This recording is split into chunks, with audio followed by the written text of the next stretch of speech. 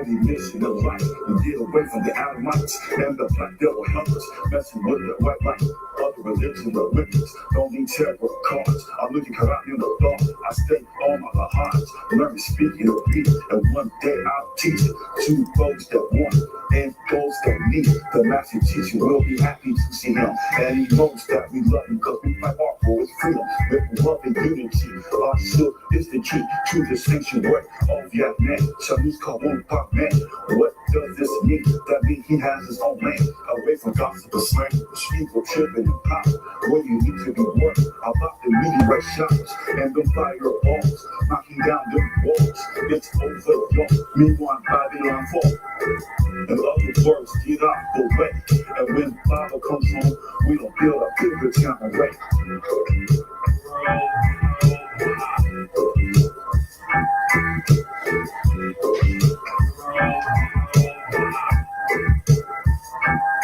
I visualize the master with diplomatic stats, flying back to Africa on a private jet, rocking a Rolex, holding doctrine classes, filled with laughter, teaching online, reaching the masses. It's a brand new day, it's a brand new chapter. We escape the gun clappers and the magic disasters, and folks matter, slamming black young bastards that thought they had us. I've been dreaming this year, I'm leaving the land of demons. Residual is beating. The magic teacher gave the shoes when he dropped those shoes. The reformer and the warner of this day in time. Just look around and pay attention, you'll see the signs.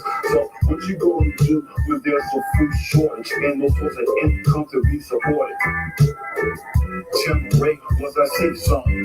When the master come home, we'll have a new home.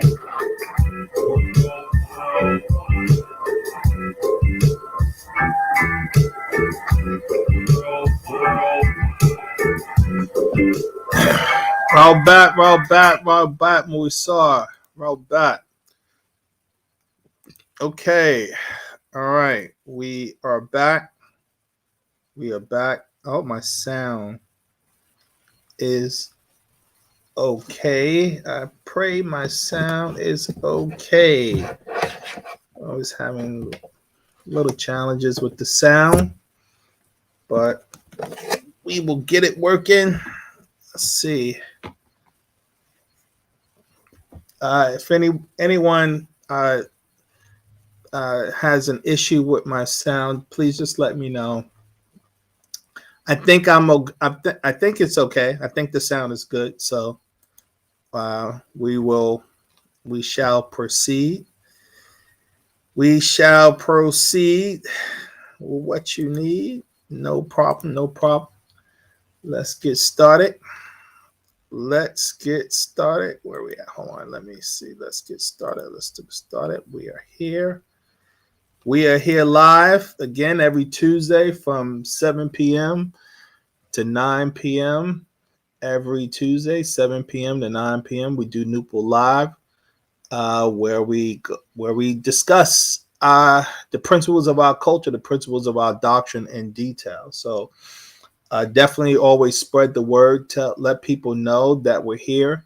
And Wednesdays, we do our On Common Ground, where we interview brothers and sisters pertaining to the culture, so that you guys can hear other people's points of view in regards to the things that we're dealing with and the subject matter we talk about, to spread the word, to find common ground, to deal with a lot of the challenges that we talk about. Okay. With all that being said, for those who do not know me, my name is Peti Sina Tebtu Re'e, and I've been over a 30-year student teacher of the profound doctrine of the master teacher, known to us as Panabab Yananan, also known as Dr. Malachi K. York, who has been teaching us our ancient culture. We identify as Wu-Sabat, also known as Wu-Nawat, which stands for those who make decisions based on sound right reasonability, based on the principles of Ma'at, based on the wisdom of the Hutwi. In essence, our culture was about being in harmony with natural nature. Our culture was always about being in harmony with natural nature. Today, people call it animism. Animism, that existence is animated, which has been authenticated by quantum mechanics, quantum physics, has authenticated our ancient culture of animism as an actual fact, that everything in existence is based on energy, and the culture of Wu-Sabat was learning to be in harmony with these creative forces of nature, of natural nature. Now, this is a culture we have long since have forgotten. You have to go back 6,000 years of time to identify us living our culture in harmony. But for the last 6,000 years, we have been under attack. And unfortunately, our people have been put under a hypnotic spell of amnesia, where we forgot who and what we are. As an African people, we forgot our culture. We forgot our origins. And this is the whole point of why we do what we do. This is why we teach what we teach. The master teacher has been trying to educate us about our origins, our history, our culture for the past 60 years. And I'm just one of many student teachers around the globe who has dedicated themselves to try to educate our people about our culture so we can solve our problems. We argue the problems we're dealing with is due to the foreign cultures we have adapted all over the globe, and it is destroying us. Western culture, who has been ruling for the last 500 years under racism, white supremacy, is destroying the world. Their cultures of capitalism, socialism, communism. Look at the wars that's going on right now. They have been destroying the world through their wars, through their pollution, through their artificial everything. And we argue the only solution is our culture, Wu-Sabat, for us to get away from these foreign cultures and for us to get back to our culture, Wu-Sabat. And that's why we do what we do. That's why we teach what we teach. The master teacher has written hundreds of books. And we try our best to help people comprehend those books, those doctrines. So we do these question and answer classes. We do these discussions to try our best to explain the culture, and for you guys to interact with us, to ask questions so that we can assist, so that we can help those who have questions about this culture. And so, again, I'm here doing what I do, every Tuesday. And I definitely tell you guys to spread the word. Take your time out. Spend time with us. Tell your family. Tell your friends. Because that's the only way things are going to change for the better. Is for us to start making better decisions. And we can only make those better decisions once we have the right knowledge. And that's what our doctrine is dedicated to, teaching us the right information, which will assist us in making better decisions, better judgments. And that's what Wu-Sabat means. Sound right reasonability. Making decisions based on sound right reasonability. That's the goal. That's our objective. So I say once again, Rahobat Muisar, that means greetings in our Lahaj language, Sabaic. And let's move on. So now, we every week that we do our discussions, we always open up our discussions with a prayer system. Our culture is based on spiritual development, so we're always doing prayer systems for our spiritual edification, and we always open up our discussions with a prayer, as well as we end our discussions with a prayer and chant. And we do our prayer systems in our Lahaj, which means language. We do it in our language called Sabaic. And then I'll translate it, you guys, for English for those who are not familiar. But if you are familiar, follow along. And let's begin. Badei kalal namasat wufad ko amad kasamun shalab pu'ut. Panen safa kawun. Pa sawa wu pa tara. Z kawuna nazula lehe enkum. Maneh sabad wu sat. Amad hadean un shafe un. Maneh salafu wu nataru. Ajula ye nafasu kum. Afuk shene kawun kuma. Pa sawa wu pa tara. This book is the truth and the way. It was sent down for you all from Sabat Wu-Sabat, star constellation, as a guidance and a healing. From your ancestors and overseers, return to your own. Accept what is yours, the truth and the way.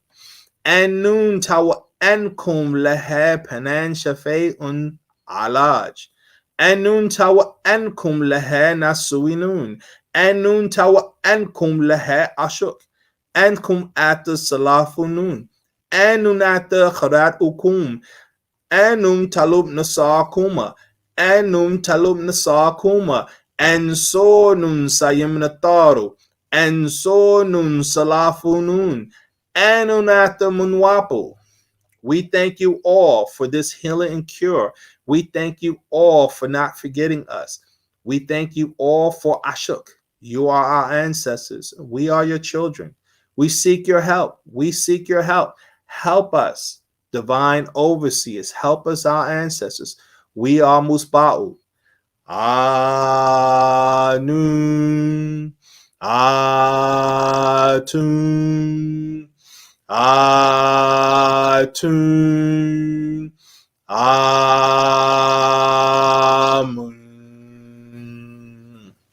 Jenna 4. Alrighty then. Alrighty then. Yeah, talk more about Matt. No problem. No problem. If anyone have any specific questions, if you have any specific questions, like I have no problem addressing those questions. So definitely do not hesitate to ask me any particular questions pertaining to the things that we teach and talk about. I will do my best. I will always do my best to assist. So do not hesitate to ask, guys. So if you have any specific questions on that, just ask. Just know this: our whole culture and doctrine as an African people is based on two primary principles: Ma'at and the wisdom of the Hutri.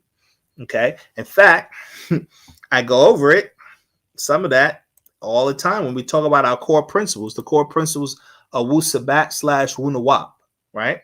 And so I make it my business to go over the core principles, because all of our discussions, our lectures are all based on our core principles. So it's imperative that anyone who's studying the culture understand these core principles so that they can implement it into your lives. You put these practices into your day-to-day decisions. And this is what's going to make you a better individual. And this is what's going to make all of us better, which will change the conditions on the planet, because the conditions are only the way they are on this planet. The suffering and the chaos we're dealing with is due to our decisions. And once we have the right knowledge, then we can make the right decisions, the better decisions, and the conditions in our lives will be better, as I keep saying all the time, and I will continue to say that until we achieve that ultimate goal. So with that being said, the first principle that our culture is based on is Ashak. Ashak stands for divine love, or the power of love. Now, we did a lecture on that, so I'm always recommending guys to watch our discussions at minimum 3 times, and also study our books. You can't understand this, because I don't know how often I say this. Our discussions, our lectures are based on our doctrine. They are a supplement, a complement to our doctrine. I try my best to do that. And so it is impossible to really comprehend the essence of our lectures without really studying the books. So I definitely need to make that as a disclaimer. Now, principle number 2 is resurrection. Our goal as Sabians is to become goddesses and gods once again by opening our third eye. This is how our ancestors, lived. This is their abilities prior to 6,000 years ago. And we did lectures on that, so definitely check that out. Principle number 3 is the wisdom of Dahutwi and Ma'at. Dahutwi stands for our divine mind, and Ma'at stands for order. Again, we did lectures on that, so definitely check those lectures out on both of those principles. Principle number 4 is relationships. As an African people, we always live of, for, and by each other as a community, as a tribe of people that we've gotten away from, unfortunately, and we live in Western cultures. And it is imperative we get back to our way of living. And I know it's going to be difficult for so many of us, but if we want harmony in the world again, this is what we're going to have to do. We did a lecture on that, so definitely check that out, guys. Principle number 5 is morphic resonance / matrix. Morphic resonance stands for tones, colors, sounds, frequencies, vibrations. It's what existence is based on. That produces the matrices of existence. The manifestations are the matrices. Okay. Principle number 6 is Leviathan. Leviathan stands for moon culture, aka religion, aka Western culture. This is what we're at war with. We're at war with the spirit forces of Leviathan. Guys, we did lectures on that, so definitely check that out. The master teacher has written 6, 7, 8 books just on the subject matter alone to let you know how important this topic is.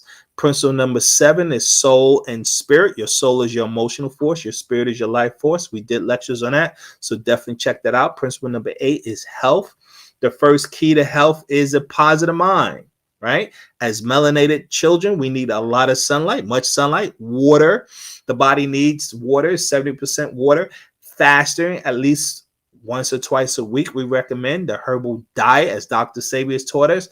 Exercise, learning rhythmic breathing, meditation, concentration, prayer, and chanting.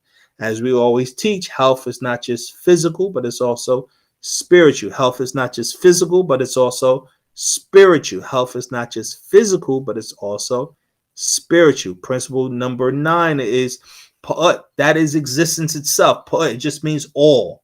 You can't add to all because where would you get it from? You can't take from all because where would you put it, right? And existence is also based on what we call a smack. It's based on perpetual cycles. And the energies of existence we call achach, the creative forces. Achach is what we call the energies of existence. Now, as students of Wu-Sabat, we have 3 primary goals. Goal number 1 is to raise the self. Goal number 2 is to fight Leviathan. And goal number 3 is the work to build Sabbatia. Now, goal number 1 in raising the self is you must be born again, as Christians teach, by learning the culture of Wu-Sabat and live it, right? Live it. In that a goal, the first objective is to correct your name by choosing a Sabaean name, make it known to all. You must correct how you look and dress. You must learn to speak Sabaic. You must study our doctrine every day, which builds your sound right reasoning skills. You must practice and master our daily rituals to turn yourself inside out. And you must always be positive, right? And number 2 of our goals is fight Leviathan. This includes working to free Panabab Yunanin, promoting Wu-Sabat, become a student teacher, and fight the 6 strongest weapons of Leviathan, which are ignorance, our fears, our ego, our angers, our lust/desires, and lies/deception, guys. And the 3rd goal of a Sabaean is to work to build Sabbatia. We must reestablish our communities that was taken from us, guys. We also work to support each other in business. We help each other reach positive goals. We help to build our culture, and we must set up a landing zone for Panatharu in Africa, which means we need land in Africa that would be supported by an African government. And Ashuk is the key to accomplish all our goals.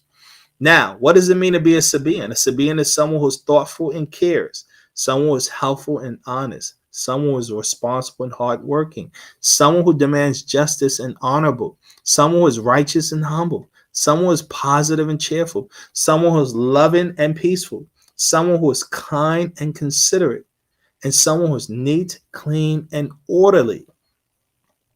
Our purpose as Sabaeans is liberation from adverse forces. This is what our goal is supposed to be each and every day, liberating ourselves from adverse forces. 1, you must take action each and every day to free yourself of 6 ether spirits inside and out, which includes Black people who are possessed by these spirit forces. 2, acknowledge and fight 6 ether from promoting capitalism, the gay agenda, miscegenation, and the so-called equality of the races, as well as racism, white supremacy. And 2, learn, live by, and promote the laws/rules of natural nature. And each one teach one. Guys, each one teach one.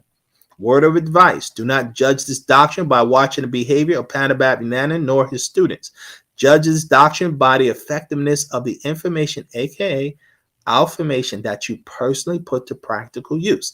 This doctrine is based on self-authentication, guys. Know that we are not preachers, but teachers who are dedicated to answering questions until there is a meeting of the minds between teacher and student, who then can work in unity, which is the only solution to our problems. Quote, What you do for yourself in kind depends on what you think of yourself in kind. What you think of yourself in kind depends on what you know of yourself in kind. And what you know of yourself in kind depends on what you was taught and by whom of yourself in kind. Another quote, until the lion has their historians, the hunter will always be the hero. Last, the negative mind talks of what it can't and will not do for self and kind, always complaining about who they don't like or trust, whereas the positive mind always maintains the peace by not complaining about that in which they do not like, but always finding solutions to their problems, never allowing obstacles to get in their way of growth, guys. Okay, all right. Let's see. Eating moth. Have a statement. Question. The master teacher said there is no such thing as Africans. We are not Africans, but Ethiopians. How can you explain that? Afafra e kaat from Sun People speech. Okay. Excellent question, Eating Moth. Excellent question. Okay, you're referring to a discussion, a lecture that the master teacher did. Ooh, talking 30 years ago, around the time I came into this, organization. So that discussion probably took place in like 1992. 1992. Okay.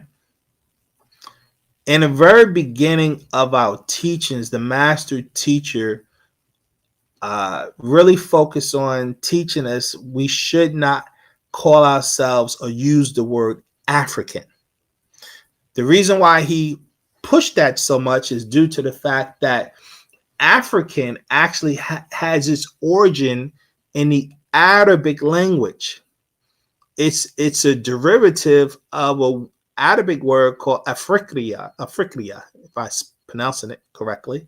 And in the Arabic, it meant to divide. And that was a name that the Arabs identified with when they was invading Northern Africa with the goal of dividing the people so that they can conquer us. And so the master teacher was like, well, we shouldn't identify with a name because it's not like we as Black people, so-called African people, gave us that name. We didn't give us we didn't call ourselves African.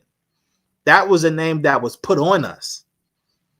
And so this is why the master teacher was teaching since the 60s, the 70s, not to identify with that particular name. But after trying to convince us for 30 to 40 years, obviously, Black people don't want to give up the name.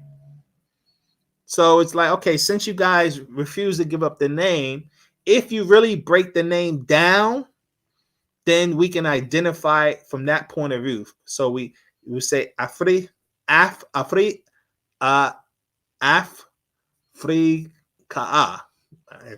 I did that right, or Afrika. That's what it is. You had it right. And so when you break it down like that, then it's talking about spiritual principles. So that's kind of how he tried to make the adjustment, and unfortunately, there are a lot of concepts that the master tried to get us to identify with, but it just, there are things that our people don't take to. Like the master teacher was the one who coined the word or the name Nubian in this country. Prior to him, no one was identifying with the name Nubian, because we started calling ourselves the Nubian Islamic Hebrews back in 1970. No one ever heard of the word Nubian unless you were some kind of scholar or something dealing with ancient African culture. Outside of a scholar, those are the only people that we even know of the name Nubian. Black people in America had no idea what that word was and how they was connected to that word. And that's something the master teacher promoted and called us as an organization, the Nubian Islamic Hebrews. And it took on. The word Nubian took on. But like so many other words the master teacher introduced into popular culture, it gets distorted. It loses its purpose, its meaning, and you know, that's the problem. Our people don't understand the significance of names, you know, and so the master teacher tries his best. But again, Rahubat Muisar, Rahubat Muisar, Rahubat Muisar. Now, today's discussion is about demons or extraterrestrials. Demons or extraterrestrials. Okay. And so there is a few books that the master teacher put out in regards to this subject matter, because it is a subject matter that people do talk about, but at the same time, they get confused about the difference between extraterrestrials and the concept of demons. And people do not understand they're almost one and the same. They're almost one and the same. You know, demons and extraterrestrials. We would say they're one and the same in a lot of ways. And so the master teacher has put out a lot of information pertaining to the subject matter. And it is a subject matter that we have to become extremely proficient on. First of all, our people have to become extremely proficient on the concept of the so-called ET concept, what we call extraterrestrials or aliens, beings that exist in other realms. We also identify as spirit beings who exist on higher dimensional realms. We have to become extremely, extremely important. This is why we talk about this concept called the smack circle so much. We talk about this concept called the smack circle because once you begin to comprehend it, as we've taught before, you have these numbers here, and on the bottom it's called 3. And 3 represents a 3 ether realm, which is where humans live. We live in a realm of 3 ether energy, now producing 9 ether energy by way of the suns of the universe. Okay? But now you see these other numbers, 4 and 5, 6, 7, all the way up to 9. These are all different realms. So you got a 4 ether realm and a 5 ether realm and a 6 ether realm, all the way up to 9. And you have beings that exist on these different realms. And these beings that exist on these different realms are able to come down to this realm, the material realm, a 3 ether realm, and influence humanity. And some people identify these beings because these beings are physical in their realms, but when they come into our realms, they can come as a spirit form. And so they will be identified as spirits. Now, some people will call them angels, and other people will call them demons, depending on how they interface with you. So that's extremely important to know. So we're going to talk about some of this stuff. Now, let's see. Idimov, question. Can you explain what he meant by Amin Ra? Because he also point something totally different from what we know. Okay, what okay, what's the specific question that you're asking that or that you think he pointed out? You talk, and I presume you're talking about the same lecture. What's that lecture? So also, just as a point of advice, guys, whenever you guys have a specific question pertaining to our doctrine, it's always imperative, if it's a book, to identify the name of the book and the page that you got the information from. Now, if it's a CD or a video, then it's to identify at what point in the CD and video that you're talking about. That way I can actually look it up and we can go over it together, right? And that way, and you don't just learn from it. I also can learn from it, and the class as a whole can learn from it. So it is imperative that we know in detail where we're quoting from. that, and so that will help out. So if Edomoff, if you know exactly, I think it's let's see, Dr. York. Let's see, children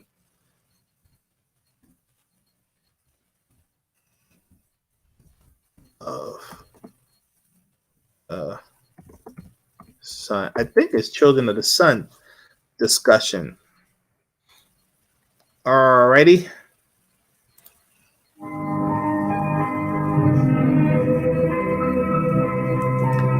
Okay, so this.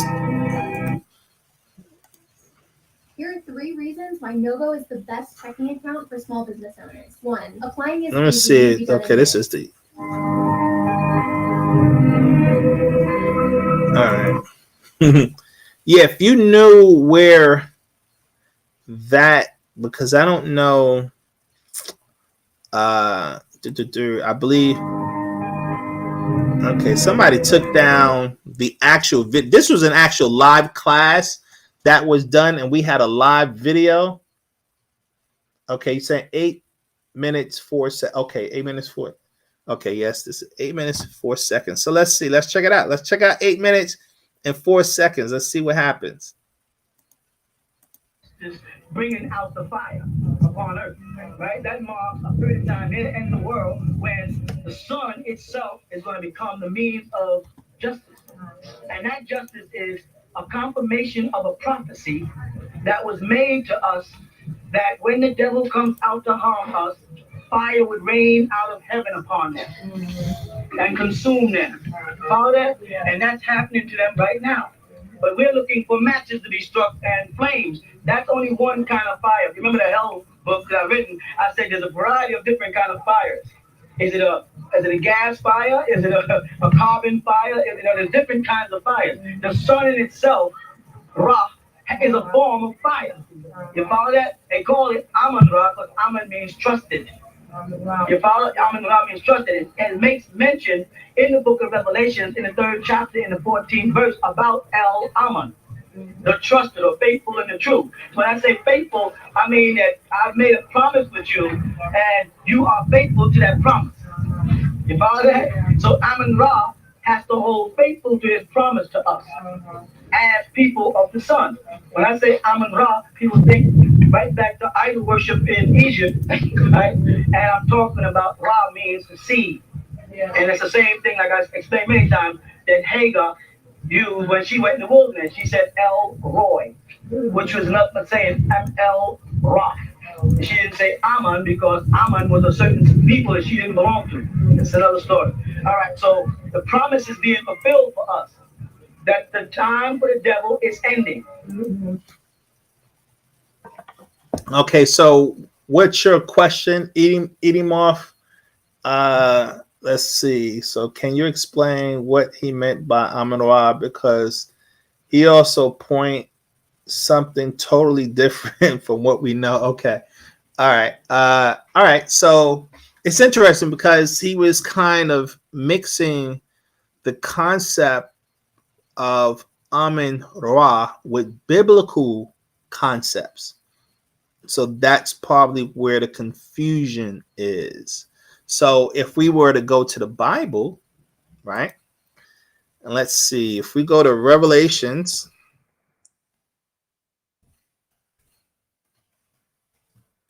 Revelations, chapter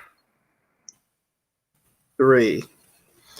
So let's see, Revelations chapter 3, and let's see, what verse is that? Is it 12?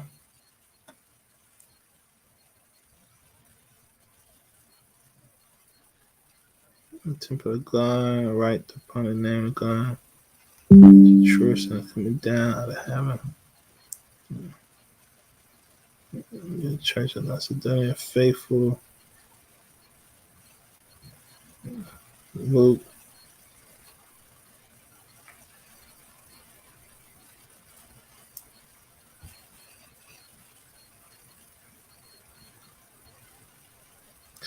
Oh, I'm trying to remember what I thought it was Revelations 3:12, but I don't see it here. In the Bible, he will come in the pillar of God, right in the God and city and God, Jerusalem, which cometh down out of heaven.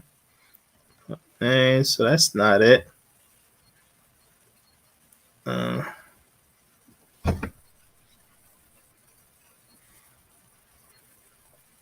You know what? Let me look it up this way.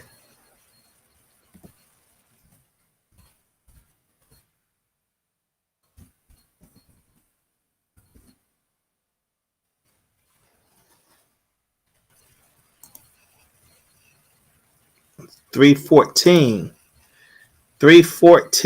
So it says, and unto the angel of the church of Laodicea writes, these things said the Amen, the faithful and true witness, the beginning of the creation of God. And that is what he was referring to. So when you read Revelations chapter 3, verse 14, it gives the meaning of Amen. So we always like to point this quote out because, as it says right here, these things says the Amen, the faithful and true witness, the beginning of the creation of God.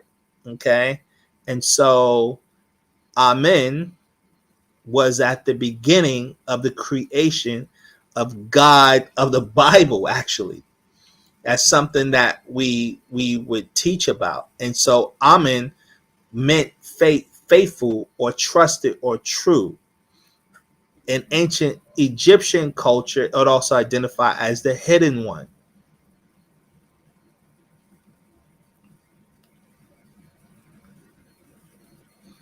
And so, yeah, it means it means that. And so that's just another meaning of the term Amen, which was in the Bible.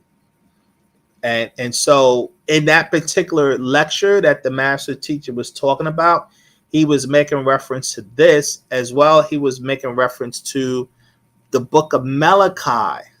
So if we were to go to the book of Malachi, let's see.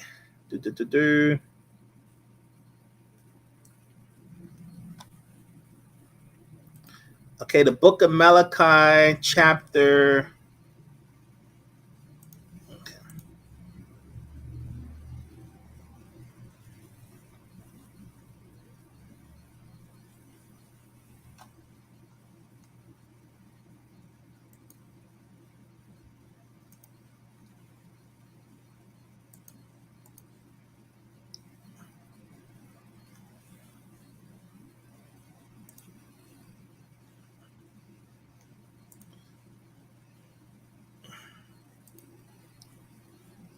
Let's see. Malachi chapter 4.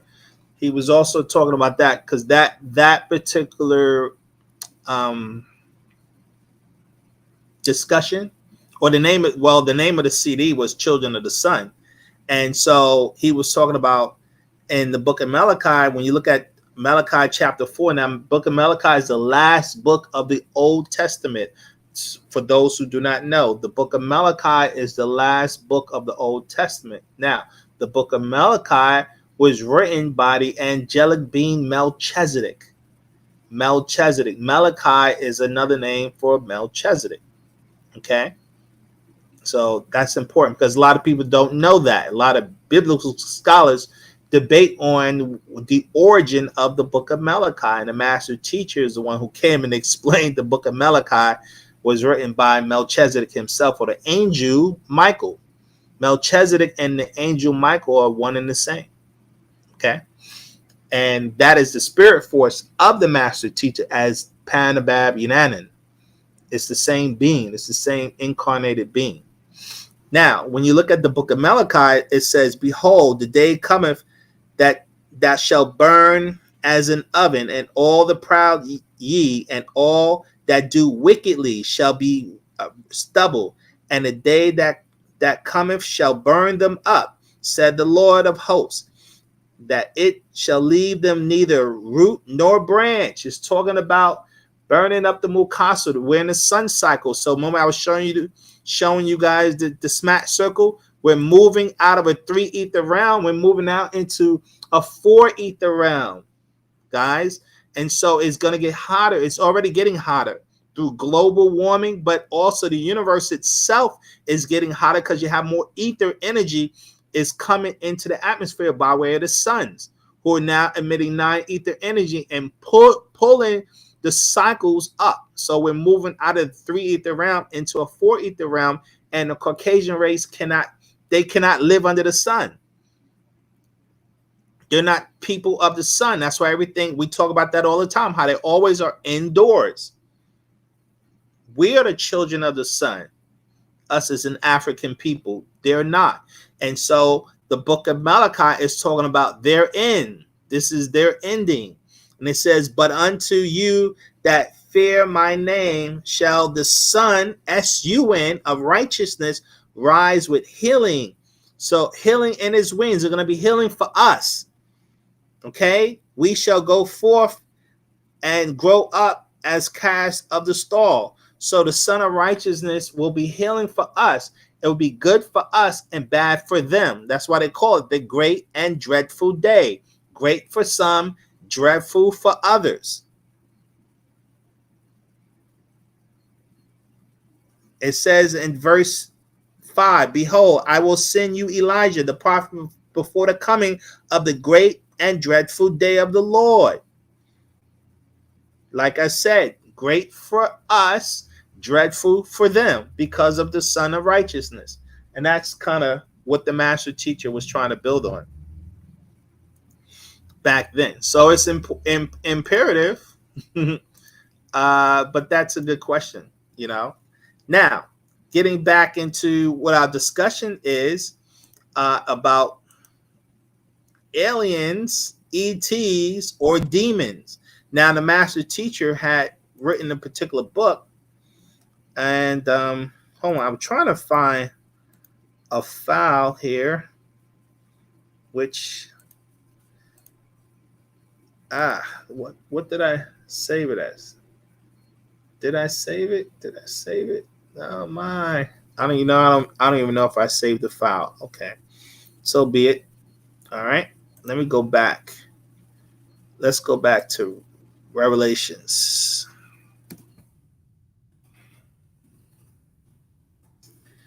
Well, you know what? Not Revelations. Let's go to Genesis chapter 6. Let's go there. Okay. Now, in dealing with the concept of demons and ETs, we always have to keep in mind the relationship between ETs and humanity, because humans are arguing that they deal with ETs, that ETs have been coming to the planet. We've talked about this a lot. And humans have been talking about demons, being possessed by demons, seeing demons, being plagued by demons. And what we're trying to educate you guys on is that there is a relationship. There is a definite relationship between what people are calling demons and what people are identifying as ETs. Because the first thing you have to realize is that these ETs are interdimensional, meaning they exist on higher spiritual planes of existence. And so when you go back to the smack circle, okay, when you're looking at the higher realms that we're talking about, these are higher spiritual realms. That's why we keep teaching our people have to re-educate themselves spiritually so that they can tune and tap into the higher spiritual realms so that they'll be aware, because right now we're totally ignorant to these higher dimensional realities. And that's because our third eyes are closed. Your third eye is what allows you to see interdimensionally. You literally can see the same way you can see right now. You guys can see me. Well, you have the ability to see the higher dimensions the same way, but you don't see it right now. So meaning when you close your eyes, your third eye opens another perception, another sight that peers into the other realms. But now when we close our eyes, our physical eyes, it goes black. And that's the problem. That's the problem. We've lost our spiritual sight to see clearly into those other realms. And if you was able to see clearly into those other realms, you'll be able to identify demons and see them.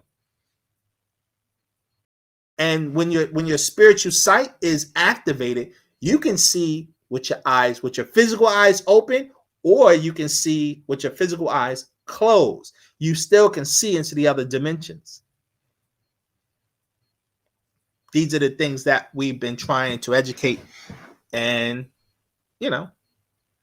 teach our people about, because we've lost knowledge of these abilities. So with that being said, the master teacher, as you guys already know, he always will write a book on a specific subject matter that we need to be informed that. Now, let's see. The book that he wrote that addresses this is this book right here. What and Where is How? We've talked about this book before. This book right here, What and Where is How? That goes into this subject matter. Okay. Now, this, let's see. This book, What and Where is How? This is the second edition that came out in 1996. Now I have a new edition, but I actually like this edition. Sometimes the master he switched things up in the different editions. Although the newer edition that came out in 2001, it's a lot thicker. It's a lot more pages, so there's actually more information in it. The original version of this book came out in 1986 that the master teacher wrote. Okay, and this edition that I had copied, for you guys to see, came out in 1996. Now, a lot of people ask the question, what and where is how? Because of the simple fact of most of our people are religious minded, and the Bible or religious people talk about the concept of heaven and hell. And people want to understand the concept of hell. And so the master teacher wrote a book explaining what this concept really is. And so when the Bible speaks of these things of hell and going to hell, they're talking about other realms, other dimensional realms. And so you guys have to become familiar with these other dimensional realms. And I've gone over this before. When it comes to the planes of existence, we must become cognate or aware of the different planes of existence. Okay, this is imperative. There is no way to comprehend these topics without understanding this concept of these planes of existence. So let me pull up, let's see, a particular book called, one of the books that deals with this. Let's see, where are we at? The Science of Creation, if I can pretty much find that particular book, which is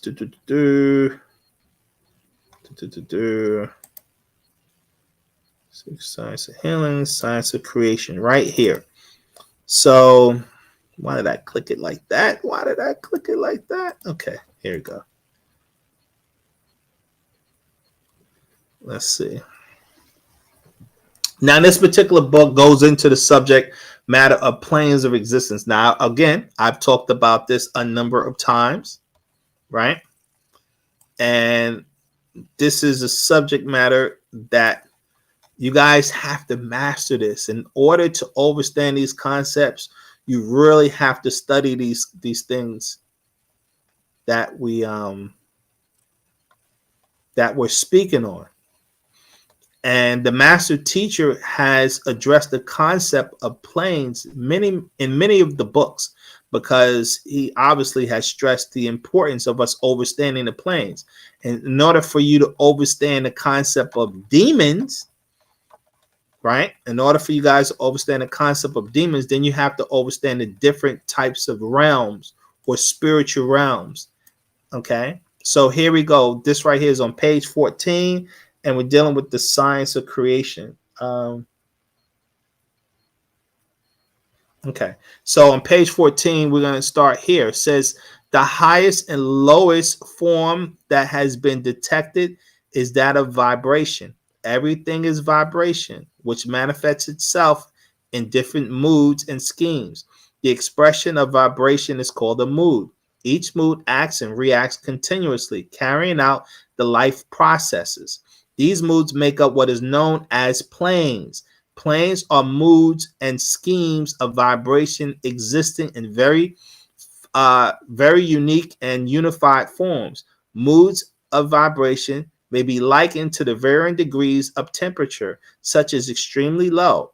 Now, the natural mood of vibration ranges from very high and fast to very low and slow. There are 7 planes. The lowest and slowest is the material plane, while the fastest and highest is the plane where one is in total union with uh, the all, which is pa'ut. We say pa pa'ut. Back then we said el kalum, but now we say pa pa'ut. Okay. So the key, like I said, is to become in tune with the different planes. Hold on for a second, because this. So right now, as humans, humanity is existing on what we call the material plane. This is the plane of dense materials, solids, things that have a molecular density to it.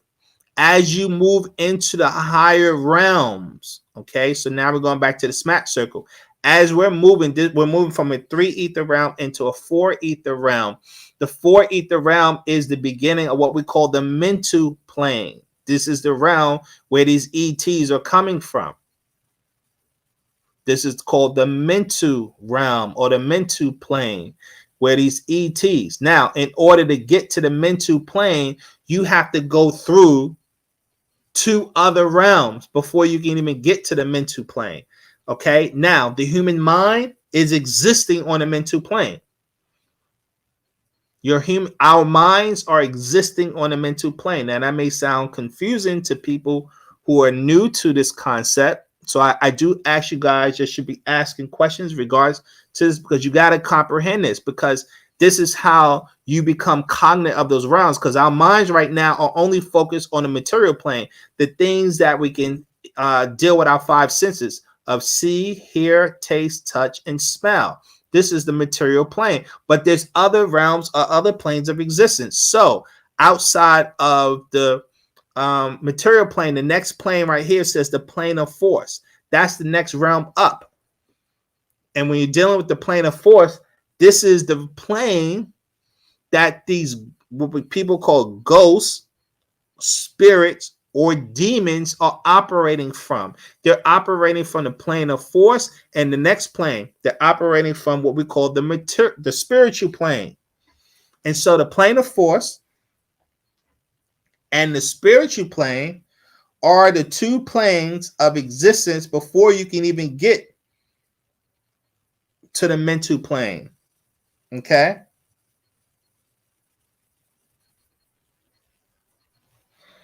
And so this is very important. So I repeat, when you're dealing with the mental plane at this realm, that's the realm of these ETs. They're existing at the mental plane. And when they're on that realm, let's go back here. When they're on this realm of the mental plane of the 4 ether realm, they either can come down, they can drop down to this realm. And this is where humans are talking about they're seeing these ETs, or they can move up and go into the higher realms, the higher dimensional realms. Okay. But in order to go from the 3 ether realm to this 4 ether realm mental plane, you have to go through the plane of force and you have to go through the spiritual plane. Okay. So that's imperative that you understand this. And I can't stress it enough, we must become cognate of these different levels of reality. Because once you get to the mental plane, then the next realm is the plane of divine truth. And after that, the plane of divine reality. And after that, the bosom, we say El Ela, or the bosom of Pa-Pa'ut. Now you're becoming in harmony. That's when you're literally in harmony with the forces of nature, the universe itself. You're now tapped in into the actual forces of creation. And so, but this is the process, because right now we're all stuck on a material plane and we're not connected to the forces of nature anymore like we used to be. We used to be, but we forgot. That's what, as the master teacher has been trying to explain and teach us, that we forgot because our people are under a spell. We put out the book. I talked about this a number of times in the Right Knowledge Scroll right here. It says, question, what is the spell of sleep that was cast upon blacks, Nubians, Pataites, or Cushites, or Egyptian Moors, the children of the Elohim, or the Anunnaki, or the Nathar? We say the Natharu today. Okay. Answer. So there's a spell that's been put on us, in essence, right? Answer. It is called an evil hypnotic spell of amnesia, called the spell of sleep, Imam, or Leviathan, that was cast upon all the original Egyptian, all original blacks, or Nubians, or Pataites, or Ethiopians, or Cushites, and the original Egyptian Moors, or the woolly-haired people 6,000 years ago at the beginning of the first moon cycle of 6,000 years with the creation of white magic. White magic is 6 ether spirit forces, ghosts, white vapor or gas. The spiritual part of it is called Seh, or religion. Guys, the religion is the spiritual science of the children of ghosts, or the Caucasian race. That's why they live by religion, because it helps them contact their spirit forces, which are demons to us. And what I'm trying to educate you guys about is that these demons are actual ETs that you're dealing with. And we're going to get into specifics of who they are. Okay? Because the Quran talks about them. They call them the jinn in the Quran of the Muslims, right? They call them the jinn. And there's 5 classes of jinn that it talks about in the Quran. And we're going to go over that. All right? So now, understand what our ultimate goal is. Our people have to restore our memory. Each individual has to develop themselves spiritually to restore their memory. The amnesia, I've talked about this continuously, guys, right? We have the ability to restore our memory because, remember, what are we? You're nothing but a product of your mother and father, meaning your father gave up the sperm cell, your mother gave up her egg, the sperm fertilize that egg, and it fused together to create us, and it multiplied and it multiplied and it multiplied to create the physical body. So remember, we started out as just a cell, 2 cells. In fact, 1 cell comes from the mother, 1 cell comes from my father, and it created us. Think about that, guys. Think about the concept. What I'm saying, you're nothing but a clone of your parents, which means you have all of the genetic materials of your mother and father. And if that's true, that means you have all the genetic materials of their mother and father, because that's what they are. They're a copy of their parents, and their parents are a copy of their parents, and so on and so forth, until it goes all the way back to our original ancestors, the Natharu. And in the genes is the memory. That's why you have your teeth will be like your mother or your father. Your lips will be like your mother and father or your ancestors. Your eyes, your features, your behavior patterns. You have all of the essence of your ancestors.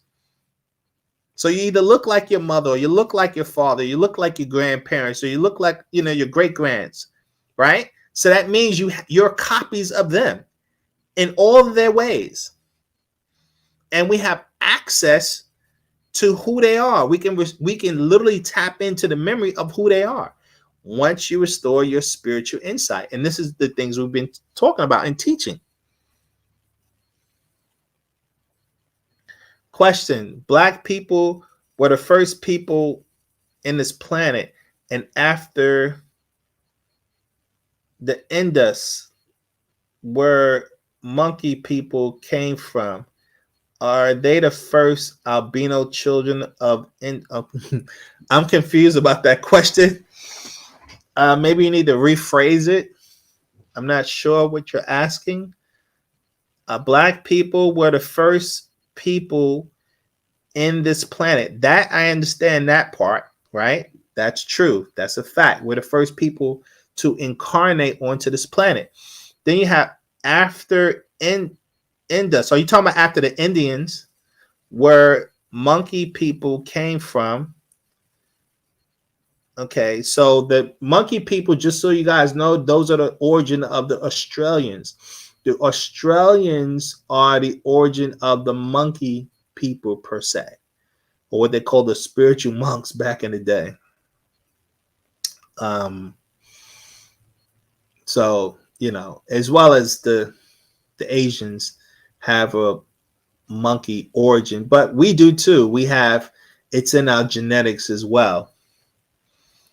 But maybe you can ask that question. Are they the first albino children of the Indus? Yeah, I'm not quite clear on the question. So if you just ask it again, I'll address it. Ask it in a different way or a little bit more clearly, because I'm not sure what the question is trying to say. But with that being said, so remember, guys, the spell, it is a spell of spiritual ignorance and worship of ghosts, white ghost spirits called God, right? Our people worshiping God, and God is nothing but a derivative of the word ghost. Remember, it's nothing but a German word. It's nothing but a German word. Okay?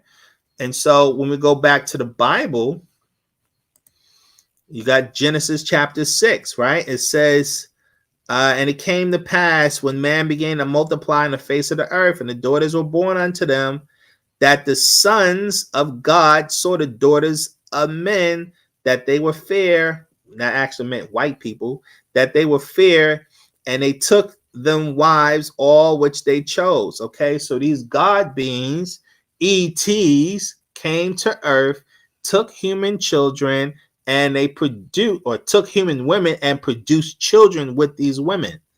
So obviously these ETs are humanoid, having the ability to reproduce with humans on earth. You're dealing with the same beings. So they, because it says in the Bible that humans were created in an image of these beings. We look like them and we act like them. We was created in their image and their likeness, right? It's said about these beings, or I should say not we, but we were created in the image of our ancestors. Or I should say, we were birthed in the image of our ancestors, because we were birthed, as opposed to the Mukasu was created, in the image of his overlords and likeness of his overlords. So that's imperative, or very important, that our people know. Okay, again, we've talked about this many, many times before. But guys, we have to truly understand these concepts, so that one, you can teach it, and two, we can begin to identify with these things and helping us make better decisions. Our people are not paying attention to the world we live in. That's why we're going over these concepts, because we're not taking these things seriously, because it's not reflecting in our day-to-day decisions. These concepts about the reality of these ETs and these spirit forces. But let us keep going. Okay, so now going back to the book, What and Where is How. Okay. Now, the principles of the disagreeables that control the planet is based on the master teacher put out here. This is on page 40 of the same book, What and Where is How. They base their whole system based on 5 principles, and they're the 5-pointed star, which is the symbol of Baphomet. You see this, the 5-pointed star, and it's the symbol of Baphomet, guys, that these guys worship. The Mukasu worship this demon Baphomet. If I can pull it up, many people seen it.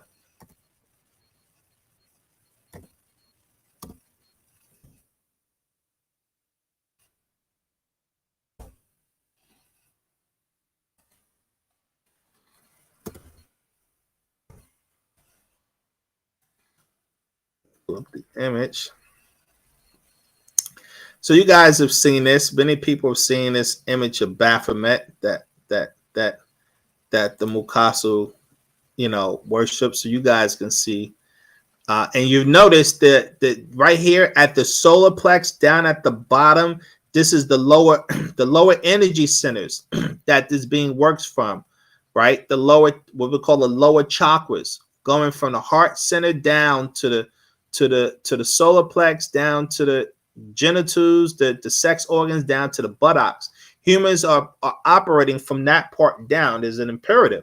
When you're developing yourself spiritually, the whole goal is the opposite, to work to operate from your higher self, from your heart upwards, not from the heart down. Okay? And that's what keeps, because humans are operating from the heart center down, that's what keeps everyone locked to this dimension or to this dimensional realm. So now, let's go back to the planes that we were talking about. Now, the most common mistake is imagining planes as layers of strata or fine matter lying one above the other in space. This is incorrect. Planes are distinct and intricate moods of vibration woven into one another so uniquely that one cannot determine where one plane begins and the other ends, right? Nothing in creation rests, guys. Everything you hear, taste, or feel vibrates. Keep in mind that the 7 heavens or planes have 7 subplanes, and each of these subplanes have its own 7 subdivisions, guys. Now, the material plane is the plane upon which human beings dwell. This plane is partly made of solids, liquids, and gases. Now you may feel that everything that exists only on this physical plane, meaning that nothing extra exists outside of this plane. Unfortunately, you are wrong. And if you think that the answers to all puzzling occurrences and strange phenomena are to be found in this world, then you are mistaken. Contrary to what you may imagine, there is still much yet to be discovered on this plane. Now, Western scientists limit the physical plane to just 3 substances, which is solids, liquids, and gases. However, there are many more forms or states of being within the physical plane than just the 3 mentioned. It is obvious that the higher forms of matter are unknown and unfeasible to Western science. Okay, and so here's a breakdown of the energy centers in the human body. This is how you become in tune with the higher planes. So like I said, we're here on a material plane as human beings. It says right here, the next realm up is the plane of force. So as you develop yourself spiritually, you begin to tap into the plane of force. Now, everyone actually goes into the plane of force when you go to sleep. When you go to sleep, your spirit actually is now interfacing with the plane of force. Some people, the spiritual plane. After the plane of force, you have the spiritual plane. So as you raise your energy centers up, you're able to contact or make connection with the higher planes. There's nothing, I can't stress this, guys, enough. There's nothing, I can't stress this enough. I'm saying there's nothing more important than being able to make contact with these realms. Because this is the only way you can identify with these spirit beings that we're calling demons, guys. Okay, so that's imperative that you know. So let's keep going. So it goes on to say the material plane that, that the material plane we learn about is based on solids, liquids, and gas, and that's what they talk about in science, right? Gas particles, which you're dealing with the electron, proton, neutron. made up of the hydrogen atom, which makes the hydrogen atom. So, but they're higher levels. Now, science do acknowledge this thing they call the quantum field force. I do talk about that. This quantum field force that they're trying to figure out right now.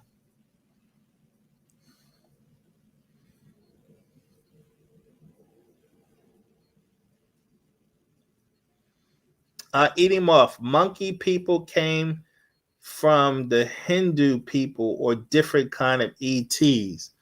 The Hindu people or the Australian people are the manifestation of the ancient monkey people. There was a lot of different monkey people back in the day, but they all went extinct, right? So you had like the Cro-Magnon was a form of these monkey people. The Neanderthal that they talk about is a form of this monkey people. They also have this new monkey man. They found the Denizen, I think the name of it. These are all forms of the ancient intelligent monkey people that was on this planet that all gone extinct. The only surviving one is the Australian people. They're a branch of those monkey people. Okay, just so you know, the Australians used to live in China before they migrated into Australia. Those Aboriginals, they used to live in China, and then they migrated out of China into Australia, where they are today. Just so you know. Okay, so now going back to the planes of existence, guys. Right. So on Earth, you guys are dealing with solids, liquids, and gas. Now, but there's a next level of a higher level of gas particles, and that's called the fourth classification is called ultra gaseous matter. It is also known that beyond this fourth classification or subplane of matter, there are still three higher and more intricate subplanes of which the scientific speculators of the Western world have no idea. Now, the physical plane, the lowest of all planes, has the least and slowest speeds of vibration. The more one becomes involved with the physical aspects of life, the less the chances are for elevation from this bottommost state of existence, right? So the more you get attached, the more you are physical, the harder it is for you to perceive these other realms. This is why our people are totally ignorant to these other spiritual realms. How else would you be able to deal with demons that is possessing you, guys? That's why we're on this subject matter. Yeah, our people don't realize why we're so negative.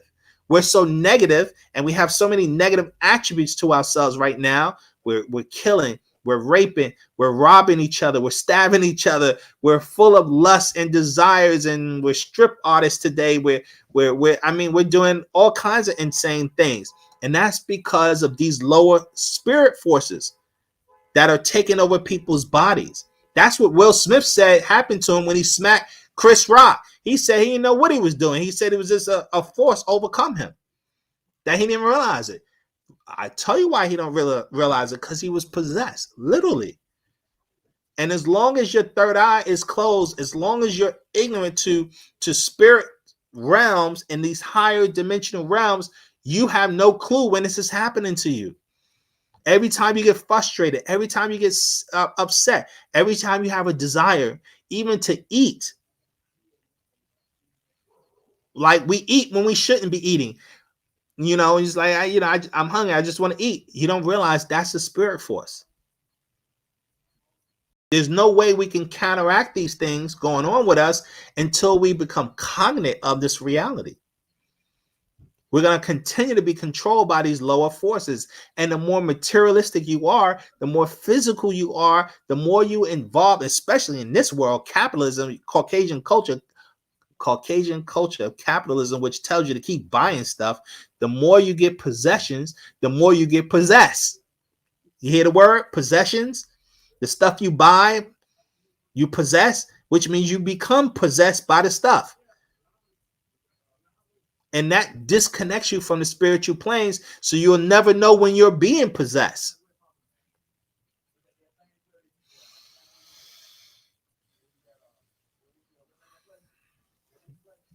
I hope we're getting in that, guys. I hope we're getting it. So it goes on to say, the physical plane, the lowest of all planes, has the least and slowest speed of vibration. The more one becomes involved with the physical aspects of life, the less the chances for elevation from this bottommost state of existence, where all is given to low desires. If humans are to achieve this rising or elevation, you must struggle with sincerity, facts, faith, and discipline. The lower divisions of the physical is made of solids, liquids, and gases, which is able to be detected by your five foremost physical senses, which are really one, right? So we're able to detect this realm with our five senses, but we have dormant senses that the master teacher always talks about. Okay, we have telepathy, intuition, and psychometry and clairvoyance.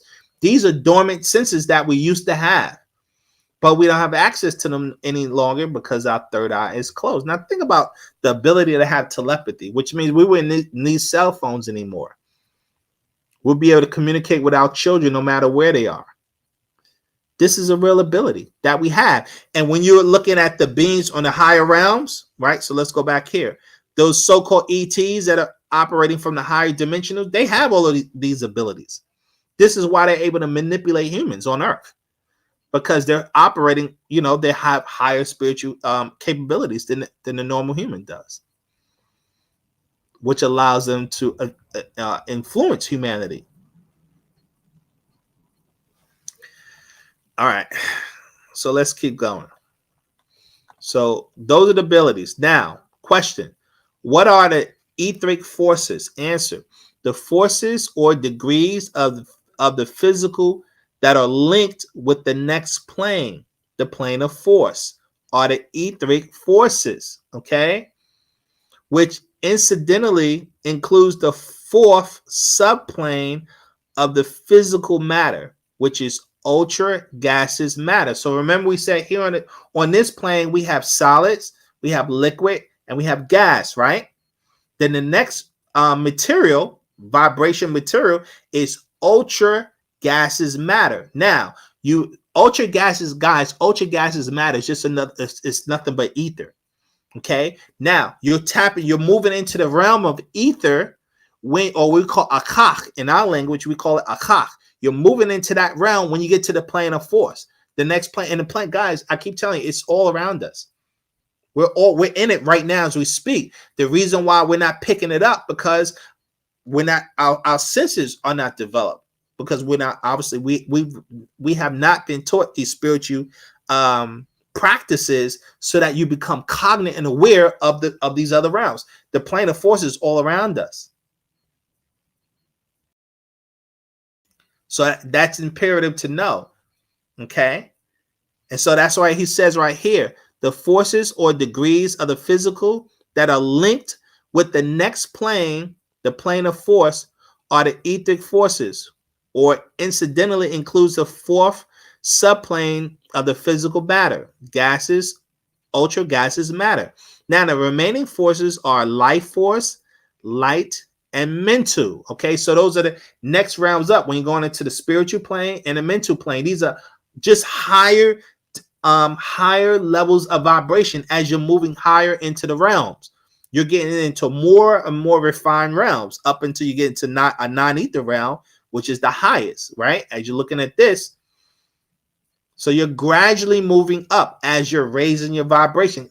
Liken it to athletes, professional athletes versus a regular person. Notice that a professional athlete are able to do things that average human being doesn't do, especially like those people in the Olympics, like the gymnasts, right? Which means their body is vibrating at a rate that the average person is not doing, especially if you're out of shape, you're overweight, you're definitely not going to be vibrating like a professional athlete is. So you liken it to that. Okay, that just lets you know that there's levels within humanity that are differences ourselves that we all can identify with. Well, when we talk about spiritual development, it's the same thing, just on a much higher level. So we go on to say, very few are aware, and even a smaller group are able to achieve access to the ethereal levels of their senses, right? Because people aren't aren't doing this because they're not doing the rituals, as we talk about all the time. In order to detect these planes, each of these senses, like the planes or heavens, have subdegrees of detection. You can conclusively say that one can elevate his or her way of discovering the presence of senses in correspondence to each plane, as well as subplane. If one could not, then one would not even be aware that they have elevated. And that's how you know you because someone did ask, how do you know when you raise up? You know, because of the fact that as your senses become heightened, as you're doing spiritual work, your senses become heightened. Your sense of smell, your sense of hearing, your sense of sight, your sense of taste, all of that becomes heightened. And this now you're leading, it leads you into your sense of feelings, right? You start feeling those other realms. You literally will start to feel them. Okay. It is imperative that I explain this to you guys consistently so that you realize what you're capable of doing. But we got to get into why we're not doing it. That's the whole point of this discussion. It's why we're not doing it. We're not doing it because of the spirit forces, the lower forces that are keeping us bound to this dimension, because of negative thoughts that we constantly are getting, negative feelings that we're constantly having, and this is due to these spirit forces.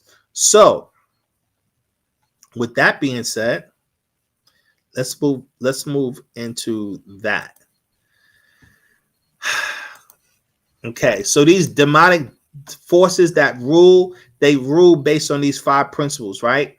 Polytheism, which is polytheism, means many gods they worship. There are many different gods. Politics, right? The whole world, Mokaso, whole system runs on politics. Psychology deals with the psyche, the mind, and philosophy. They love philosophy so that you don't deal with facts. They're always philosophizing about the Greek gods did this and this culture did that, and they always come up with philosophies, and that's literally to just distract people mentally, where you don't get to the facts. Everybody has an opinion, a philosophical concept or opinion. And the penal system, right? They put us in prison when we don't listen to them. So let's see. All right. And why this is a diagram. I hope you guys know that Washington, D.C. was set up based on this. Based on this 5-pointed star. So this is a diagram of that. And you guys all know about the Pentagon is based on this as well. The seat of war and bloodshed. The Pentagon. Okay, let's keep going.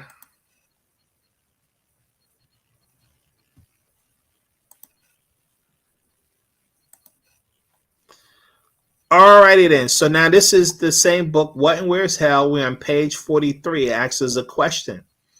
What do you mean when you say that the jinn was created of smokeless fire? So now he was talking in the previous pages about these demons called the jinn. Now this is a concept that comes out of the Quran for those who do not know. This concept called the jinn. So we're going to say, what do you mean when you say that the jinn was created of smokeless fire? It says here, answer. The Quran, chapter 15, verse 27, it speaks of it. It refers to Iblis as being created of smokeless fire, or Narun el-Samun, which means illuminated poison, a poisonous wind. Thus, he was given the title Samael, meaning poison those of El. What is meant by Iblis being created of fire means it's talking about anger. So when we he's talking about anger, fire, like fire, your fire of desire. That's another form of fire within a human being. It says the hot breath you give off, the Curlian form of fire called your aura. Okay, so that's the person's energy, that your etheric energy. Your aura is a form of ether. Now, when you become angry, your personality changes from positive to negative. thus making your light aura or color change. This is the same thing that happened to Iblis when Allah asked him to bow down to Adam, and he refused. If you refer to the Quran, chapter 2, verse 34, and I quote, bow down to Adam, and they bowed down. Not so Iblis. He refused and was hauntingly. Now, Iblis was called hauntingly as well, which translate in the Syriac Arabic as astakbira, which means big-chested or boastful and full of pride, pouting out of anger.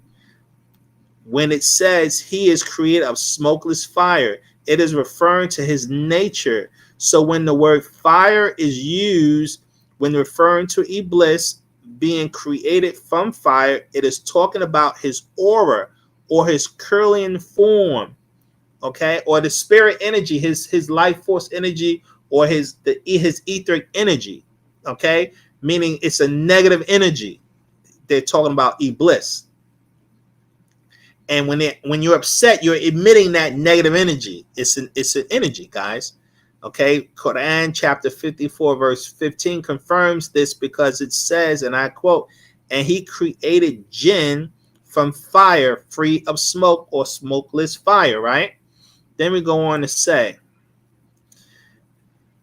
a race of spiritual beings that were created of smokeless fire or the lesser light. They are evil forces which were placed upon the earth. Guys, these are evil forces that were placed upon the earth. This is what the Bible is talking about. These beings that came to earth. When you read Revelations chapter 12, verse 7. So if we go to Revelations chapter 12, let's see. Revelations chapter 12, verse 7. And there was a war in heaven. Michael fought the angels, and Michael and his angels fought against the dragon, and the dragon fought and his angels, and prevailed not. Neither was there a place found any more in heaven. And the great dragon was cast out, that old serpent called the devil and Satan, which deceiveth the whole world. He was cast out into the earth, and his angels were cast out with him. These demons were sent down here, guys. They were sent down here, and they're ETs. They didn't come from this realm. They were in higher spiritual realms, and they were cast into this realm. And so they're stuck on a plane of force and the spiritual plane. They can't cross back over into the mental plane to get to the realms where they exist. And these are the beings or demons that's plaguing humanity. It is imperative that we know this. It is imperative that we know this. So let's go back. Let's see. So the jinn is talking about the jinn. The jinn has the ability to inhabit a person in the form of envy, greed, vanity, jealousy, and other forms of negativity. The jinn whispers into the hearts of the people when they are in such states of anger, fear, illness, misunderstanding, etc. The jinn is the origin of what we call evil, which works on sickness, disaster, ruin, and physical death amongst people. There are 5 major classes of cherubim. The groups of cherubim are one called the Jan, okay? The vice master of the jinn or malevolent cherubim. They are beings from Aldebaran, guys, located in the Taurus constellation. Aldebarans are former ETs. The Aldebarans were the ones who were assisting Adolf Hitler in the Third Reich. That's how the Nazis were able to get their technology. Guys, do some research on the Nazis, and they had a lot of advanced technology, and that's because Hitler had 3 witches that was in support of him. And these 3 witches, dealing with Madame Blavatsky and them, they was able to make contact with these ETs from Aldebaran, spiritual contact with them. And as the master is saying right here, they represent the Jinn. So when the Quran is talking about this group of demons called the Jinn, he's talking about these beings from Aldebaran. Let's move on. Let's see. Okay, the beings from Aldebaran, they entice you with music and pleasure seeking. People blindly allow themselves to be seduced by Jinn and exchange their souls for power. Music has become a great part of the American and European culture. Not the type of music that can help you, but that does more harm than good. Music today is composed of computerized electronic sounds known as disco or rock or club or country or pop or hip hop or rap, etc. Nubians are being led astray by this type of music. Electronic music destroys the nervous system and puts you out of tune with the creator or nature, natural nature, guys. With those musics have their different morphic residencies, and that disconnects us. Now, the universe was created on harmonics. Because of this new type of computerized music, your brain cells are burning out faster. Thus, music will eventually kill you if you do not let it go. Question: is the music the only way that Jinn manifests? No. Jinn also shows up in dogs, especially black dogs or bull terrier, and often in other animals. He also presents himself as a monster in nightmares. Jinn can walk in the form of man and woman, possessing complete personalities. Jinn is transformed like cursed men into monsters. Goats, sheep, bullocks, donkeys, horse, camels, cats, jackals, frogs, snakes, and many more. People seem to be more open to Jinn than any other type of Jinn. Jinn readily attacks newborn babies, newly circumcised male children, women who have just given birth to a child, pregnant and menstruating women. The word Jinn is mentioned in the Quran 23 times. Some of the places that this word appears in the Quran, and it gives it the verses there, guys. Okay, so that's important. So now you know who Jinn are the Aldebarans. And remember, I told you the Aldebarans are the ones who helped Adolf Hitler. Look it up. Look it up. Number 2, right? Because we're talking about there are 5 classes of these demons. Okay. Also, the word Jinn or Jinn, the following words are harmonious with Jinn, like gentleman or genius or genes or general.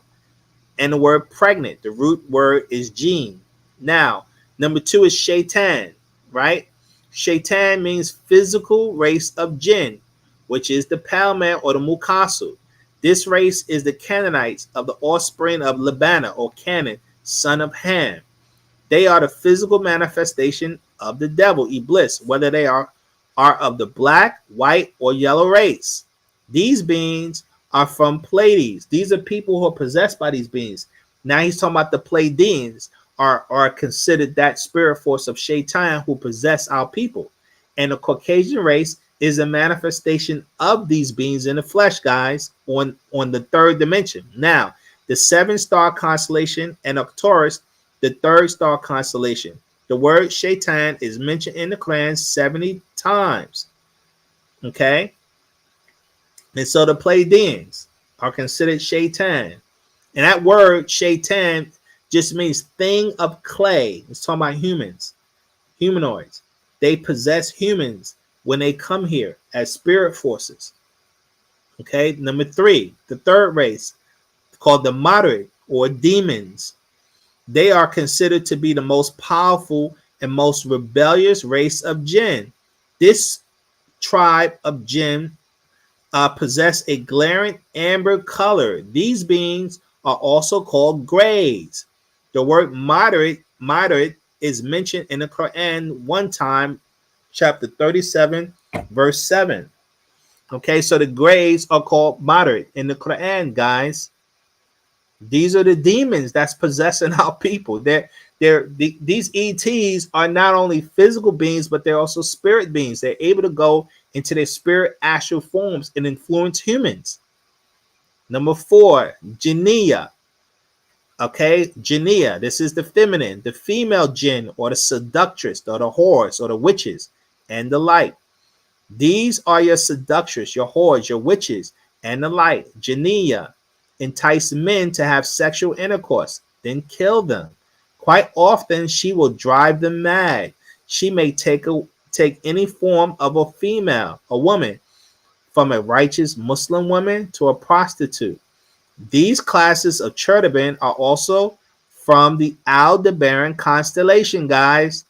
The word Jinniyah is mentioned in the Quran one time at the 114th chapter, verse 6, guys. Then you have number 5, the 5th race of demons, the Ifrit, giant jinn or powerful evil genius. They are considered to be the malicious beings who manifest themselves through ghosts or wicked dead people. This is the race of jinn that were cast to earth before the prophet Adam's physical composition, a class of jinn that are very vicious giants and are also called reptilians, guys. The word Ifrit is mentioned in the Quran one time, chapter 27, verse 39. They are the evil forces placed upon the earth and appear in the form of envy, greed, vanity, jealousy, etc., and whisper into the hearts of people in their weakest state. These demons feed off of humans. These demons feed off of humans. They feed off your negativity. They feed off your blood. We talked about this before. This female right here that was being interviewed by David Icke. She was born into these family of demons. And she talks about how the Queen of England and all of them are connected to this. She talks about the Bushes are connected, as George Bush, the presidents and all of them, they're all connected. They're in the rituals and they all live off of blood. She talks about the rituals. They call themselves the Illuminati, she says. I'll let you listen to some of it. Here, I played this before. This was on a Young Elders site who put this female out. But listen. That the Council of 13 is under and they have something called the Grand Druid Council or the Octagon, they're called the Illuminati. And the Illuminati are actually run by these 13 bloodlines, which are all of the royal families in Europe and in England. And they need the blood because they are, in fact, not human. They take human shape. They are reptilians.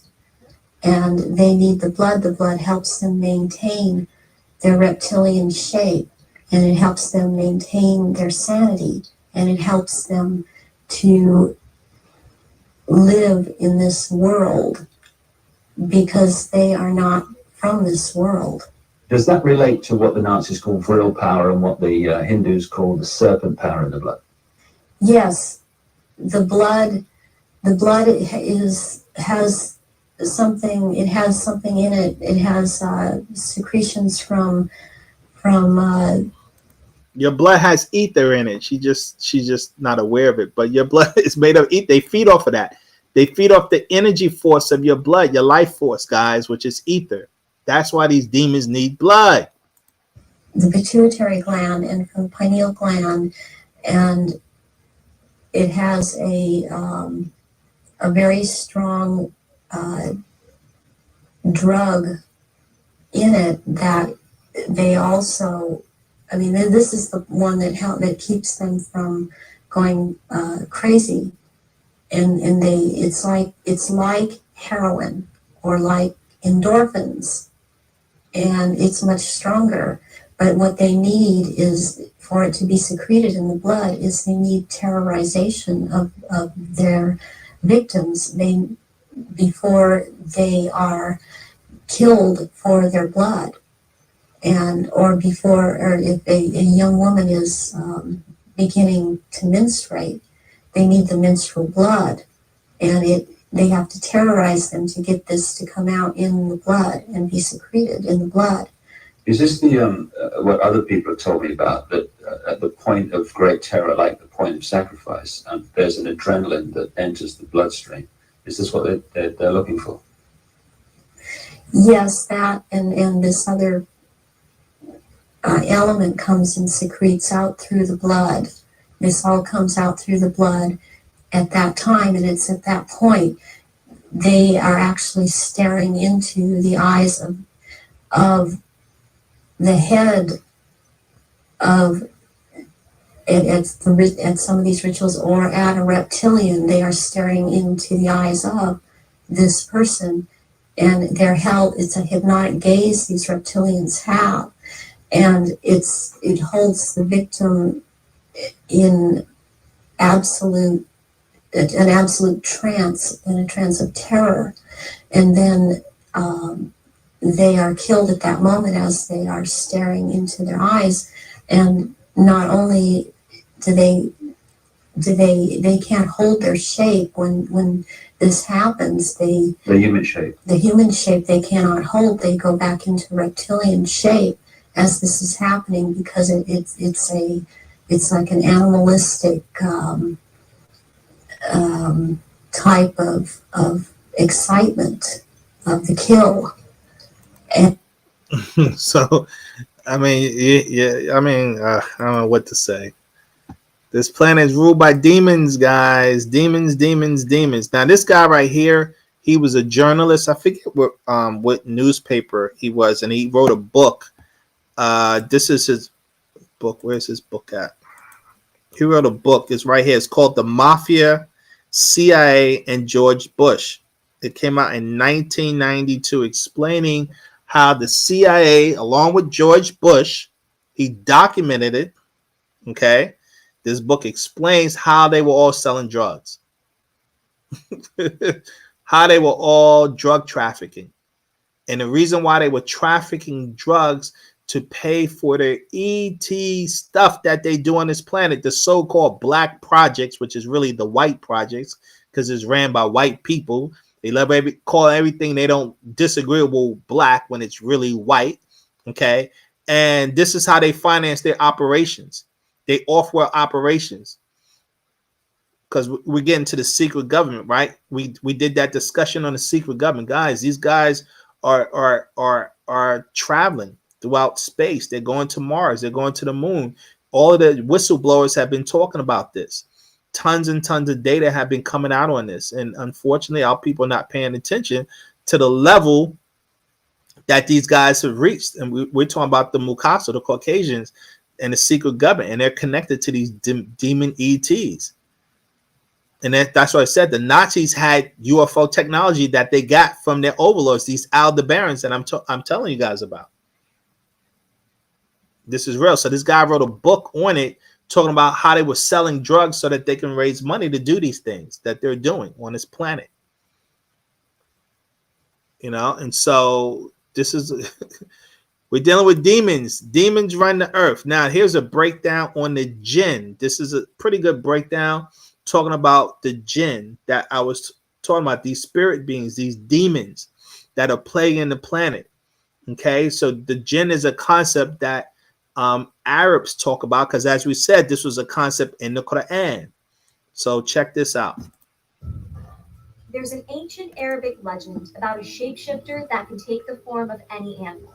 They can also appear as a living column of smoke or dust, or a giant human, and have been known to live trapped in a bottle.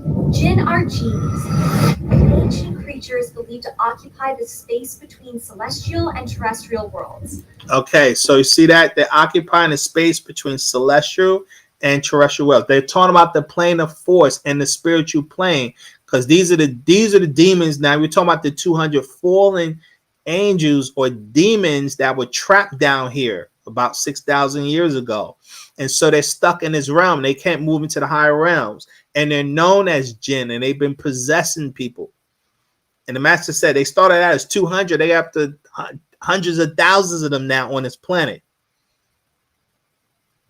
And so humans are being possessed, guys. All of our negative behavior and attributes are coming from these spirit forces, these demons.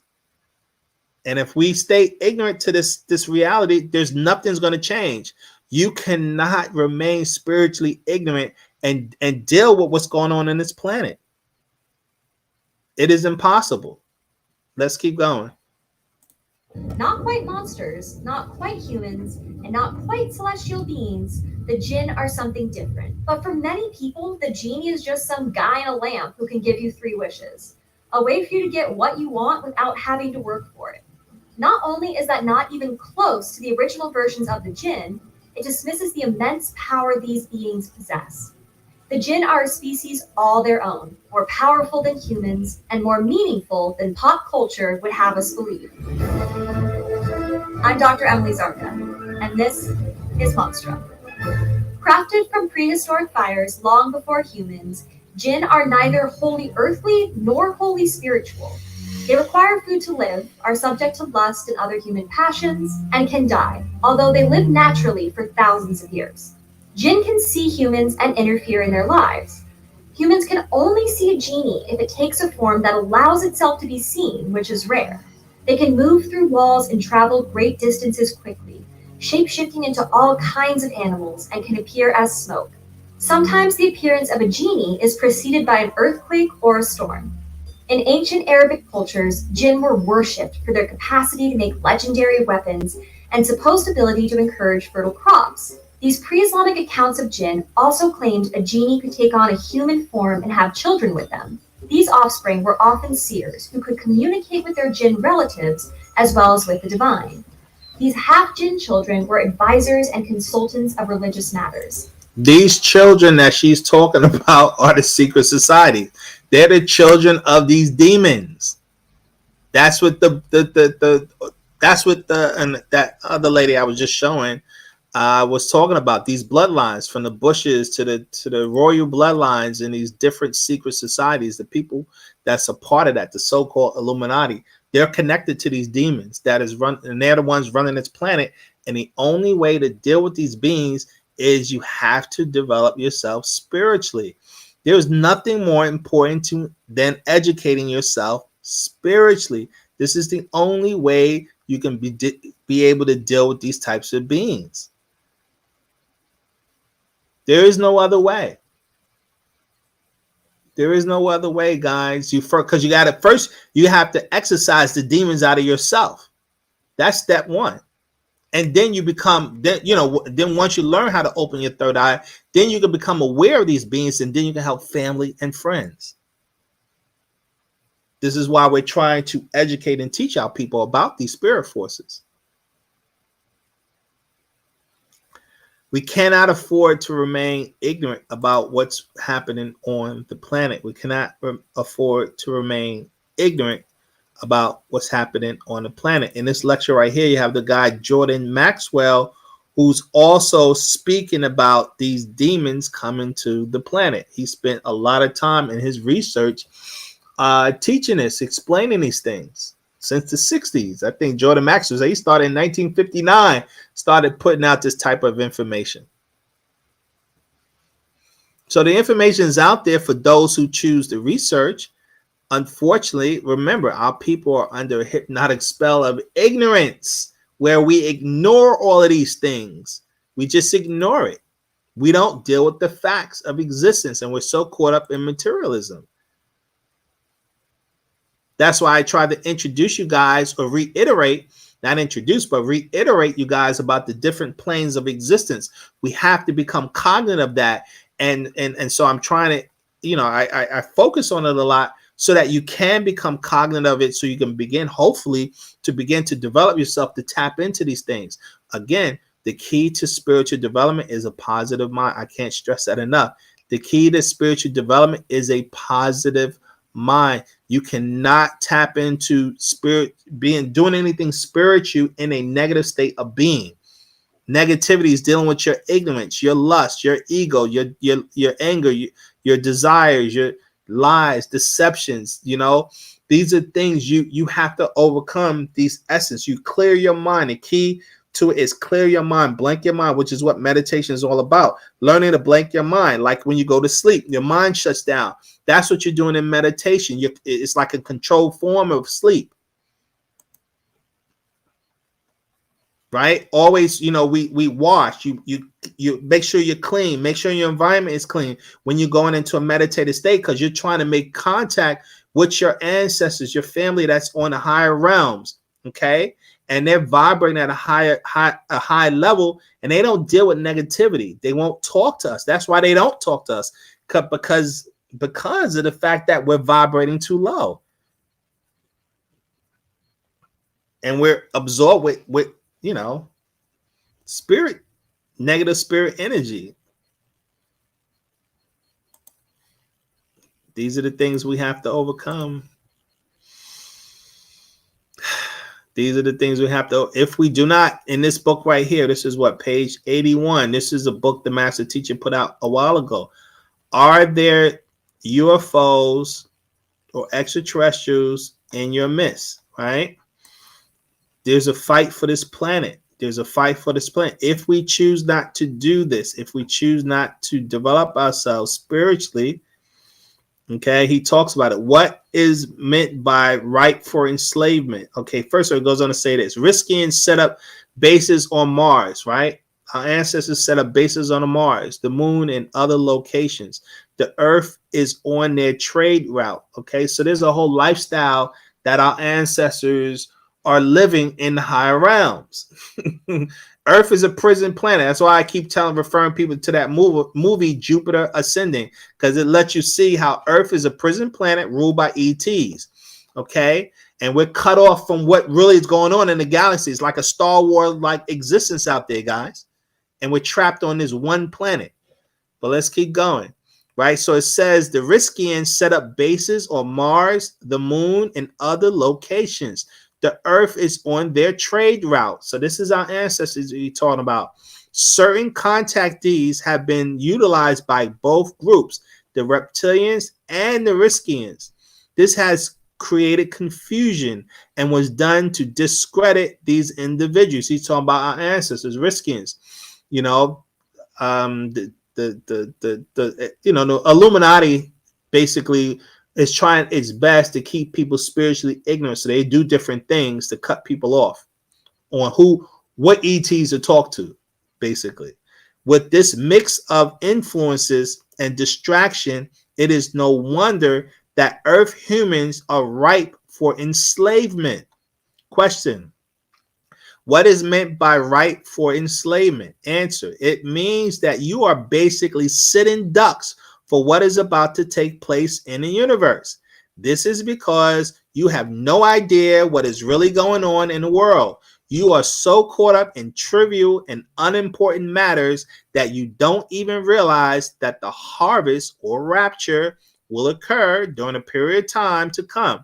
The time is May 5th, 2000, which is the alignment of your major planets, then up until August the 12th, 2003, on to June the 26th, 2030, if we, the Anunnaki or the Nathar guys, are blocked when we return for the 144,000, the conflict presently underway is for control of the earth and those here, guys. So you're talking about the ETs, the negative ETs, are their whole goal is to take over the planet and control the human population, as they're already doing anyway. Humans are related to both major extraterrestrial forces. Says, question: which other groups of beings want to coexist on the planet Earth with humans other than the reptilians and the Ashtar Command? And he's talking about he goes into the Bigfoot and stuff like that. But the issue that I wanted, reason why I brought this up, is because they're fighting over this planet, guys. Research, do your research. There's wars right now being fought over this planet by different ETs. There's wars right now being fought over this planet by different ETs. And because we're totally ignorant to what's happening, we're ignorant. There's no way to become cognizant of this and remaining spiritually ignorant. That's the point. As long as we remain spiritually ignorant, there's no way you can become cognate of what's really happening. That's why we keep saying, I always point this out, and I'm going to keep pointing this out, that our culture is based on what? This doctrine is based on self-authentication. You have to personally learn how to make context, so everything that we're trying to teach is facts, not fiction, but facts. That's why everything you must authenticate what we're saying, or then it just becomes another religion, a thing of beliefs. And that's what we're trying to conquer. We're trying to get our people away from that religious mind of just believing stuff when they hear it. I got into a debate yesterday. I was on what's that? And this is my last thing. I'm going to close out. But I was on what's that place? What's that thing? Clubhouse, right? I was on Clubhouse, and I was in this room with these brothers, and we got into debate because they were talking about the flat Earth, and they believe in the flat Earth. And I questioned, guys, if you come up against people in this flat Earth thing, guys, listen, it's simple. It's very simple. And I explained this, and they got upset. They got so mad at me, they kicked me out their room. Because when somebody presents something, because I questioned them and I challenged them on this concept that they're teaching. Guys, if you walk a straight line, if you walk in a straight line, if you walk in one direction, let's say you start at one point and you just walk straight and you don't turn at all. If something's flat, okay, you're going to come to an edge. I hope y'all get that. If you walk straight and you don't make any turns, like walk in a circle, you don't walk in no circle, you just walk straight in one direction. So let's say this is what I told them, guys. If they want to prove that the earth is round, it's very easy to do it. I said, all you have to do is go to Savannah, Georgia, and I'll pull it up. So you guys, this is the last thing we'll do. I'm going to pull up MapQuest because this is imperative. This is the ignorance that we're dealing with. We got to get out of this ignorance. Okay, so now we're in Google Maps. And I'm going to show you how to prove that the earth is round, is not flat. It's round. Okay, now check this out. Here is Georgia. This is Savannah. Look at this. This is Savannah, Georgia. This is this water, this body of water. This body of water is the Atlantic Ocean. Okay? This body of water is the Atlantic Ocean. Now, you're going to travel in one direction. Now, here's the key. If you travel in one direction, okay, if the earth is flat, you're going to come to an edge.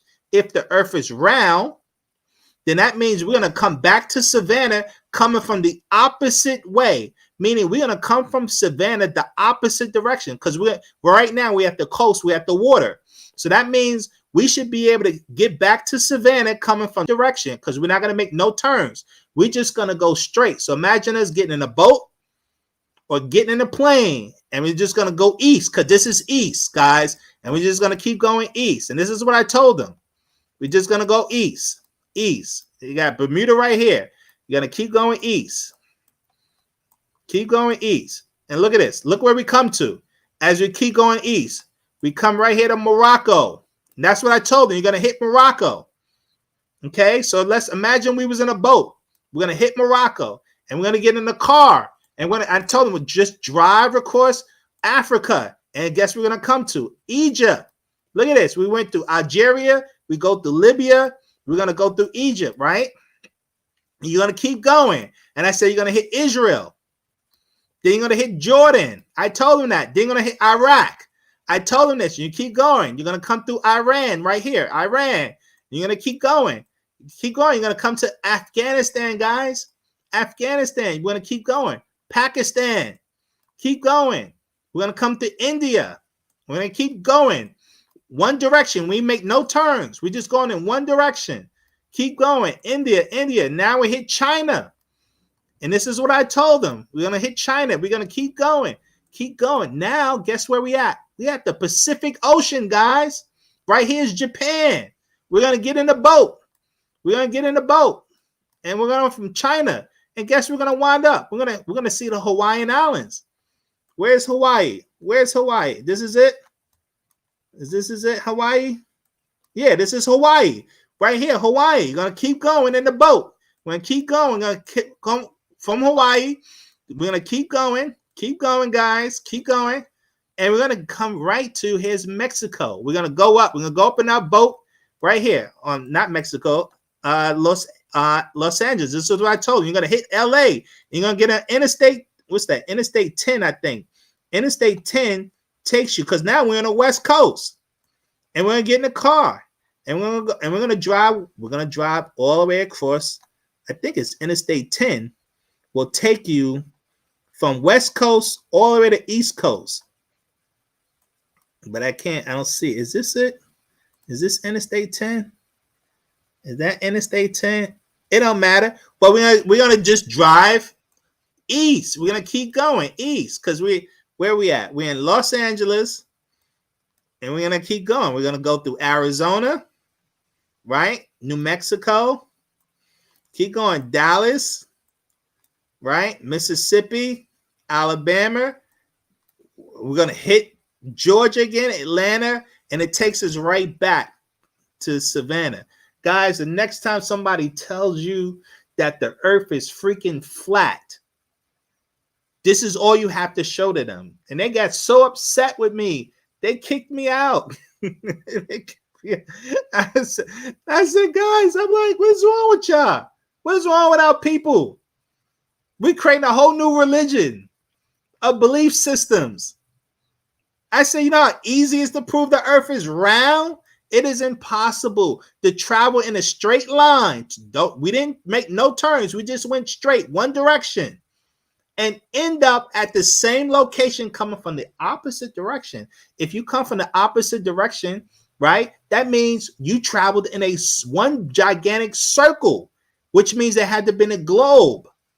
Because if it was flat and you traveled in one direction, you're going to come to an edge. You're going to come to an edge, guys. We didn't go around because they try to say that, you know, that the earth is flat, but it's a flat circle. Well, I ain't walking no circle. I walk straight. If you just go straight, if you fly straight, if you drive straight in one direction, well, let's say due east, which is what we did. We just kept going east, We didn't turn west. We didn't turn south. We didn't turn north. We just went in one direction. And we wound up right back where we started at the opposite direction. That means you had to been on a globe in order to do that. That's simple mathematics. You can teach any first grader this concept. So why is our people having a hard time? It's sad and it's embarrassing because these were brothers debating with me on this. Debating with me. It's insane. But this is what we're dealing with. Woo. All right. So it's about that time. It is about that time. I hope we helped. You know, I do my best. I hope we help. I hope you guys learn something. Spread the word. I'm always telling you guys, spread the word. Our people need this information. They need right knowledge. This is the only solution. We're dealing with demons, guys. And these demons are ETs. We're dealing with demons that are controlling this planet. And the only way to deal with these demons, you have to develop yourself spiritually. There is no other solution, or these demons are going to continue to plague this planet, and it's going to plague you individually until you understand how to deal with them. With that being said, we're going to close out. We do our prayer system, our 9 o'clock prayers, right? And chant for our own spiritual development. This is how you begin to develop yourself spiritually, right? Is by, doing the rituals, and the prayers and the chants are the things that help develop your vibration. The key is vibration. You want to vibrate your cells, put your mind, first is your state of mind, right? Once you're in that positive state of mind, that's actually what prayer helps you do, because prayer is nothing but an affirmation, guys. It helps you put you in a positive state of mind. thinking about your ancestors, focusing on your ancestors, right? The power of thought, the power of concentration, the power of focus. That's what prayer helps you do. It puts you in a certain state of consciousness. And then when you're doing a chant, you're raising your vibration, and then you go into a meditative state after all of that. These are the processes. So let's get started. Bade Kalal Namasat Wufak or America Samun Shalal Pu'ut. Pa Takyud. Anuki Jawef Pa Ashuk Impa Pu'ut. Wu Kale Ashuk Kawun Jawef Nia. Anuki Kasamun Impa Pu'ut. Wu Pa Pu'ut Kawun Kasamun Im Nia. Anuki Wahu Ama Pa Pu'ut. Wu Pa Pu'ut Kawun Wahu Ama Nia. Naku Kador Naju Ama Kasamun Impa Pu'ut. Wu Kabu Ama Muskasun. Naku Kador Kawan Kale Pafaf Naku Daya Jawef Pa Pu'ut. Ama Wase Ama Dayani Kawun Lake Bakui Jawef Pa Pu'ut. Anuki Yababi Nafasni Pa Pu'ut Kawun. Anuki Pa Pu'ut Kador Naku Kador Pa Pu'ut Amu Naku Amu Lahahum Manahnun. Lahahum Manahnun. Ahumata Karehum. Ahumata Karekum. Ahumata Karenun. Ahumata Jawefnia. Ahumata Nia Wu Anuki Hum. Yaye Ashuk Re'e. Asmua Jayenun. Yaye Nataru Afuknun. Anunata Mukra Ukum. Yaye Nataru Afuknun. Afuknun Afuknun. Yaye Nataru Nun. Anun. Atun. Atun.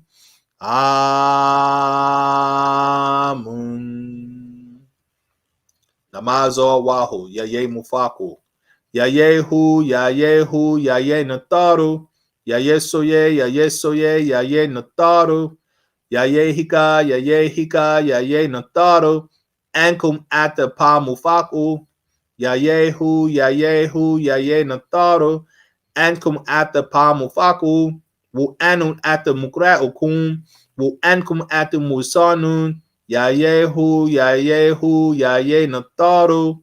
Arol Muklasnum Atum Reye. Yayehu. Yayehu. Yaye Nataru. Namazo Atu Aronhu. Yaye Mukdamu Afudnun. Ankum Mane Yakela Dudu Muslafu Nun. Wu Musa Unun. Manes Yake Sawura Paba. Mane Yake Kawuna Ka'u. Mane Yake Ata Akhak. Mane Yake Kawuna Basha Wu Damam. Yaye Nataru Mukdamu Nun. Aro Muftanun.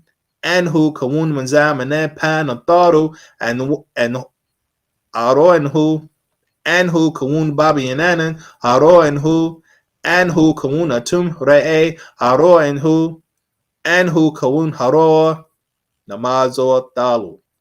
Yaye Nataru Muslafu Nun. Afudnu Mane Pa Mujwa'u. Afudnu Mane Ga Ha'an. Yaye Nataru Afudnun. Mane Sayah Yara. Afudnun Afudniya. Afudnun Afudniya. Yaye Nataru Nun. Namazo Rabu Pa Tahmui. Nakuk Taluk Tahmui Bi Pa Nataru. Mane Pa La'en Lawi Tananu. Kaleh Ranum Atni At the Lahe Ka Pa Nataru. Wu Kaleh Namazo Atni At the Lahe Kayat Iyatin Laye Pa Nataru. Pa Sawa Wu Pa Taruk. Panen Misfa Kawun. Pa Sawa Wu Pa Taruk. Z Kawuna Nazula Lahe Enkum. Mane Masbad Wu Masa.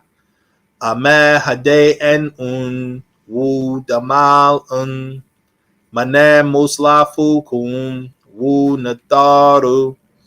Aju Layena Fasu Kum. Afuk Shine Kawun Kum. Pa Sawa Wu Pa Taruk. Pa Hadean Wu Pa Damal. Anun Tawu Enkum. Lahe Penen Dama Wu Shafe. Anun Tawa Enkum. Lahetem Nasui Nun. Anun Tawa Enkum. Lahe Ashukuma. Ankum ata muslafunun, Anun ata mukra'ukum, Anum talub nasakuma, Anum talub nasakuma, and so nun kahen nataru, and so nun muslafunun, Anun ata muspatu, Anun, Atun, Atun, Amun. Yaye nataru nun, Yaye muftau, Yaye nataru, Yaye atum re, Yaye natar, Yaye nun, Yaye natar, Yaye nun tat, Yaye natar tat, Yaye ha, Yaye natar, Yaye hatat, Yaye natar tat, Yaye kak, Yaye natar, Yaye kaktat, Yaye natar tat, Yaye amun, Yaye natar, Yaye amun tat, Yaye natar tat, Yaye atun, Yaye natar, Yaye shishash, Yaye natar, Yaye tafaf natat, Yaye natar tat, Yaye sabab, Yaye natar, Yaye natat, Yaye natar tat, Yaye arashtat, Yaye natar tat,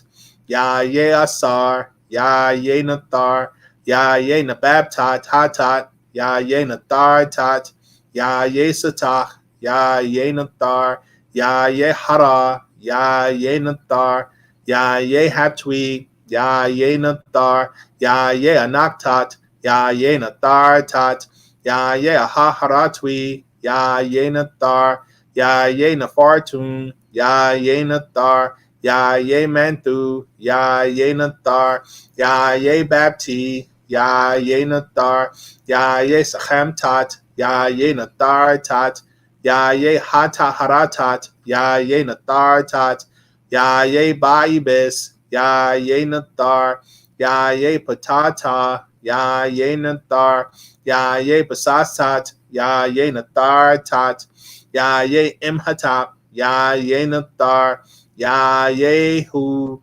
Yaye natar, Yaye matat, Yaye natar tat, Yaye mahat, Yaye natar tat, Yaye chafaf re'e, Yaye natar, Yaye mishkinat, Yaye natar tat, Yaye re'e tat, Yaye natar tat, Yaye intimate to you, Yaye natar, Yaye hika, Yaye natar tat, Yaye natar tat, Yaye natar tat, Yaye ma'at, Yaye natar tat, Yaye renen tat, Yaye natar tat, Yaye she, Yaye natar tat, Yaye sashat, Yaye natar tat, Yaye mafdat, Yaye natar tat, Yaye sabak, Yaye natar, Yaye anak, Yaye natar, Yaye chanum, Yaye natar,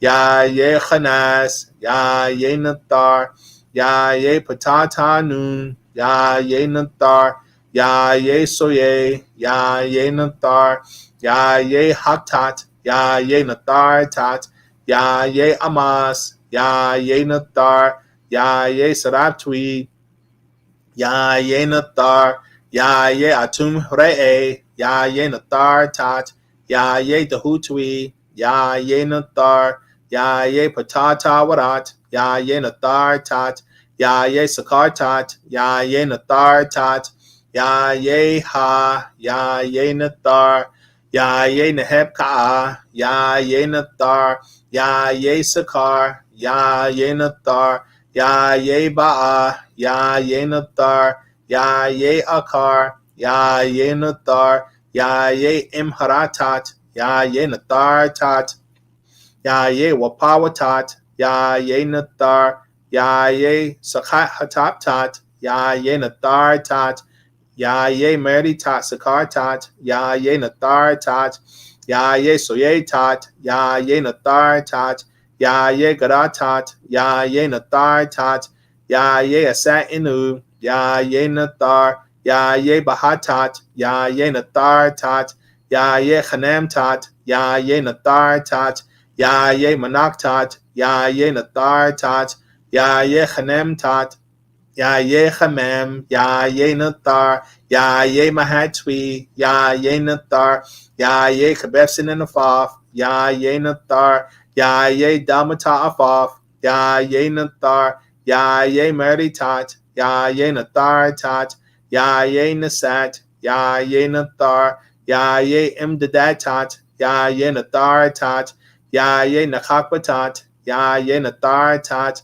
ya ye sakhatat, ya ye nathar tat, ya ye anaktat, ya ye nathar tat, ya ye dadad, ya ye nathar, ya ye tun, ya ye nathar, ya ye wahu, ya ye nathar, ya ye yasas, ya ye nathar, ya ye anach, ya ye nathar, ya ye afterwit, ya ye nathar, ya ye satat, ya ye nathar tat, ya ye sakhatwi, ya ye nathar, ya ye imat, ya ye nathar, ya ye nanah, ya ye nathar, ya ye imnuit, ya ye nathar, ya ye imsatakwi, ya ye nathar, ya ye mukdal tat, ya ye nathar tat, ya ye rahashafaf, ya ye nathar, ya ye maratwi, ya ye nathar,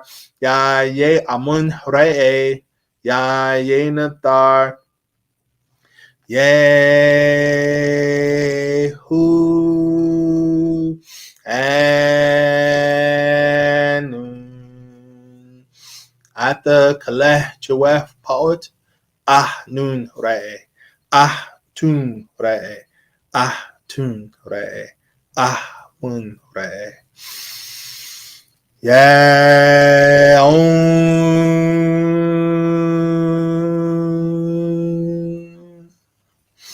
Amun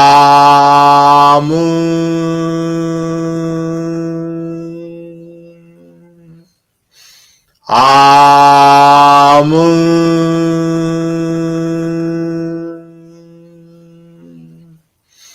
Amun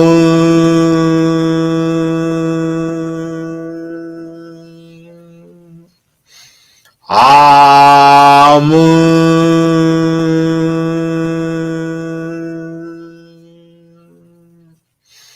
Amun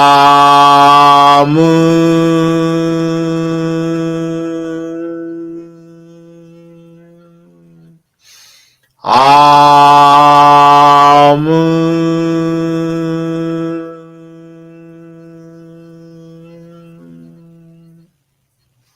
Jennifer. All right, guys. So that is it for this week. Tomorrow we're going to be back. We're doing another On Common Ground, speaking to another brother. So it should be exciting. You know, you guys should show up, listen to what other brothers have to say when it comes to the culture and different ideas and concepts that I think will be beneficial to everyone to listen out for. They hear different other points of view, and when it comes to solutions and things that we should be doing and concepts that can help us, you know. Also, guys, remember that because people haven't been checking it out, we did the reparations petition, guys. The reparations petition. Sign it. Come to NoopooH.org. Click reparations petition right here. Support the concept. Study. Obviously, we're coming from a different point of view than traditional so-called reparations, because our concept of reparations is about liberation. Read it. Understand the concepts. Why it's important. You know, because so many of our people around the globe is talking about it, but they're talking about a check. We need more than a check, guys. We need liberation from adverse forces. Okay, and so support that. It's a great concept. It's a great tool, and it is something that we should be spreading and building with our people out there. Remember, each one teach one. This is how we grow. We can't grow if you guys are not out there trying to recruit one person, as I keep trying to say. recruit one person, 6 degrees of separation. But until then, tomorrow we will be back with our good brother Hotep. He will be on here to discuss the things that he's doing and what he's into. And hopefully you guys can learn from it. Until then, Muisar, Rahubat, Wadu, be blessed, be secure, and be safe. Right?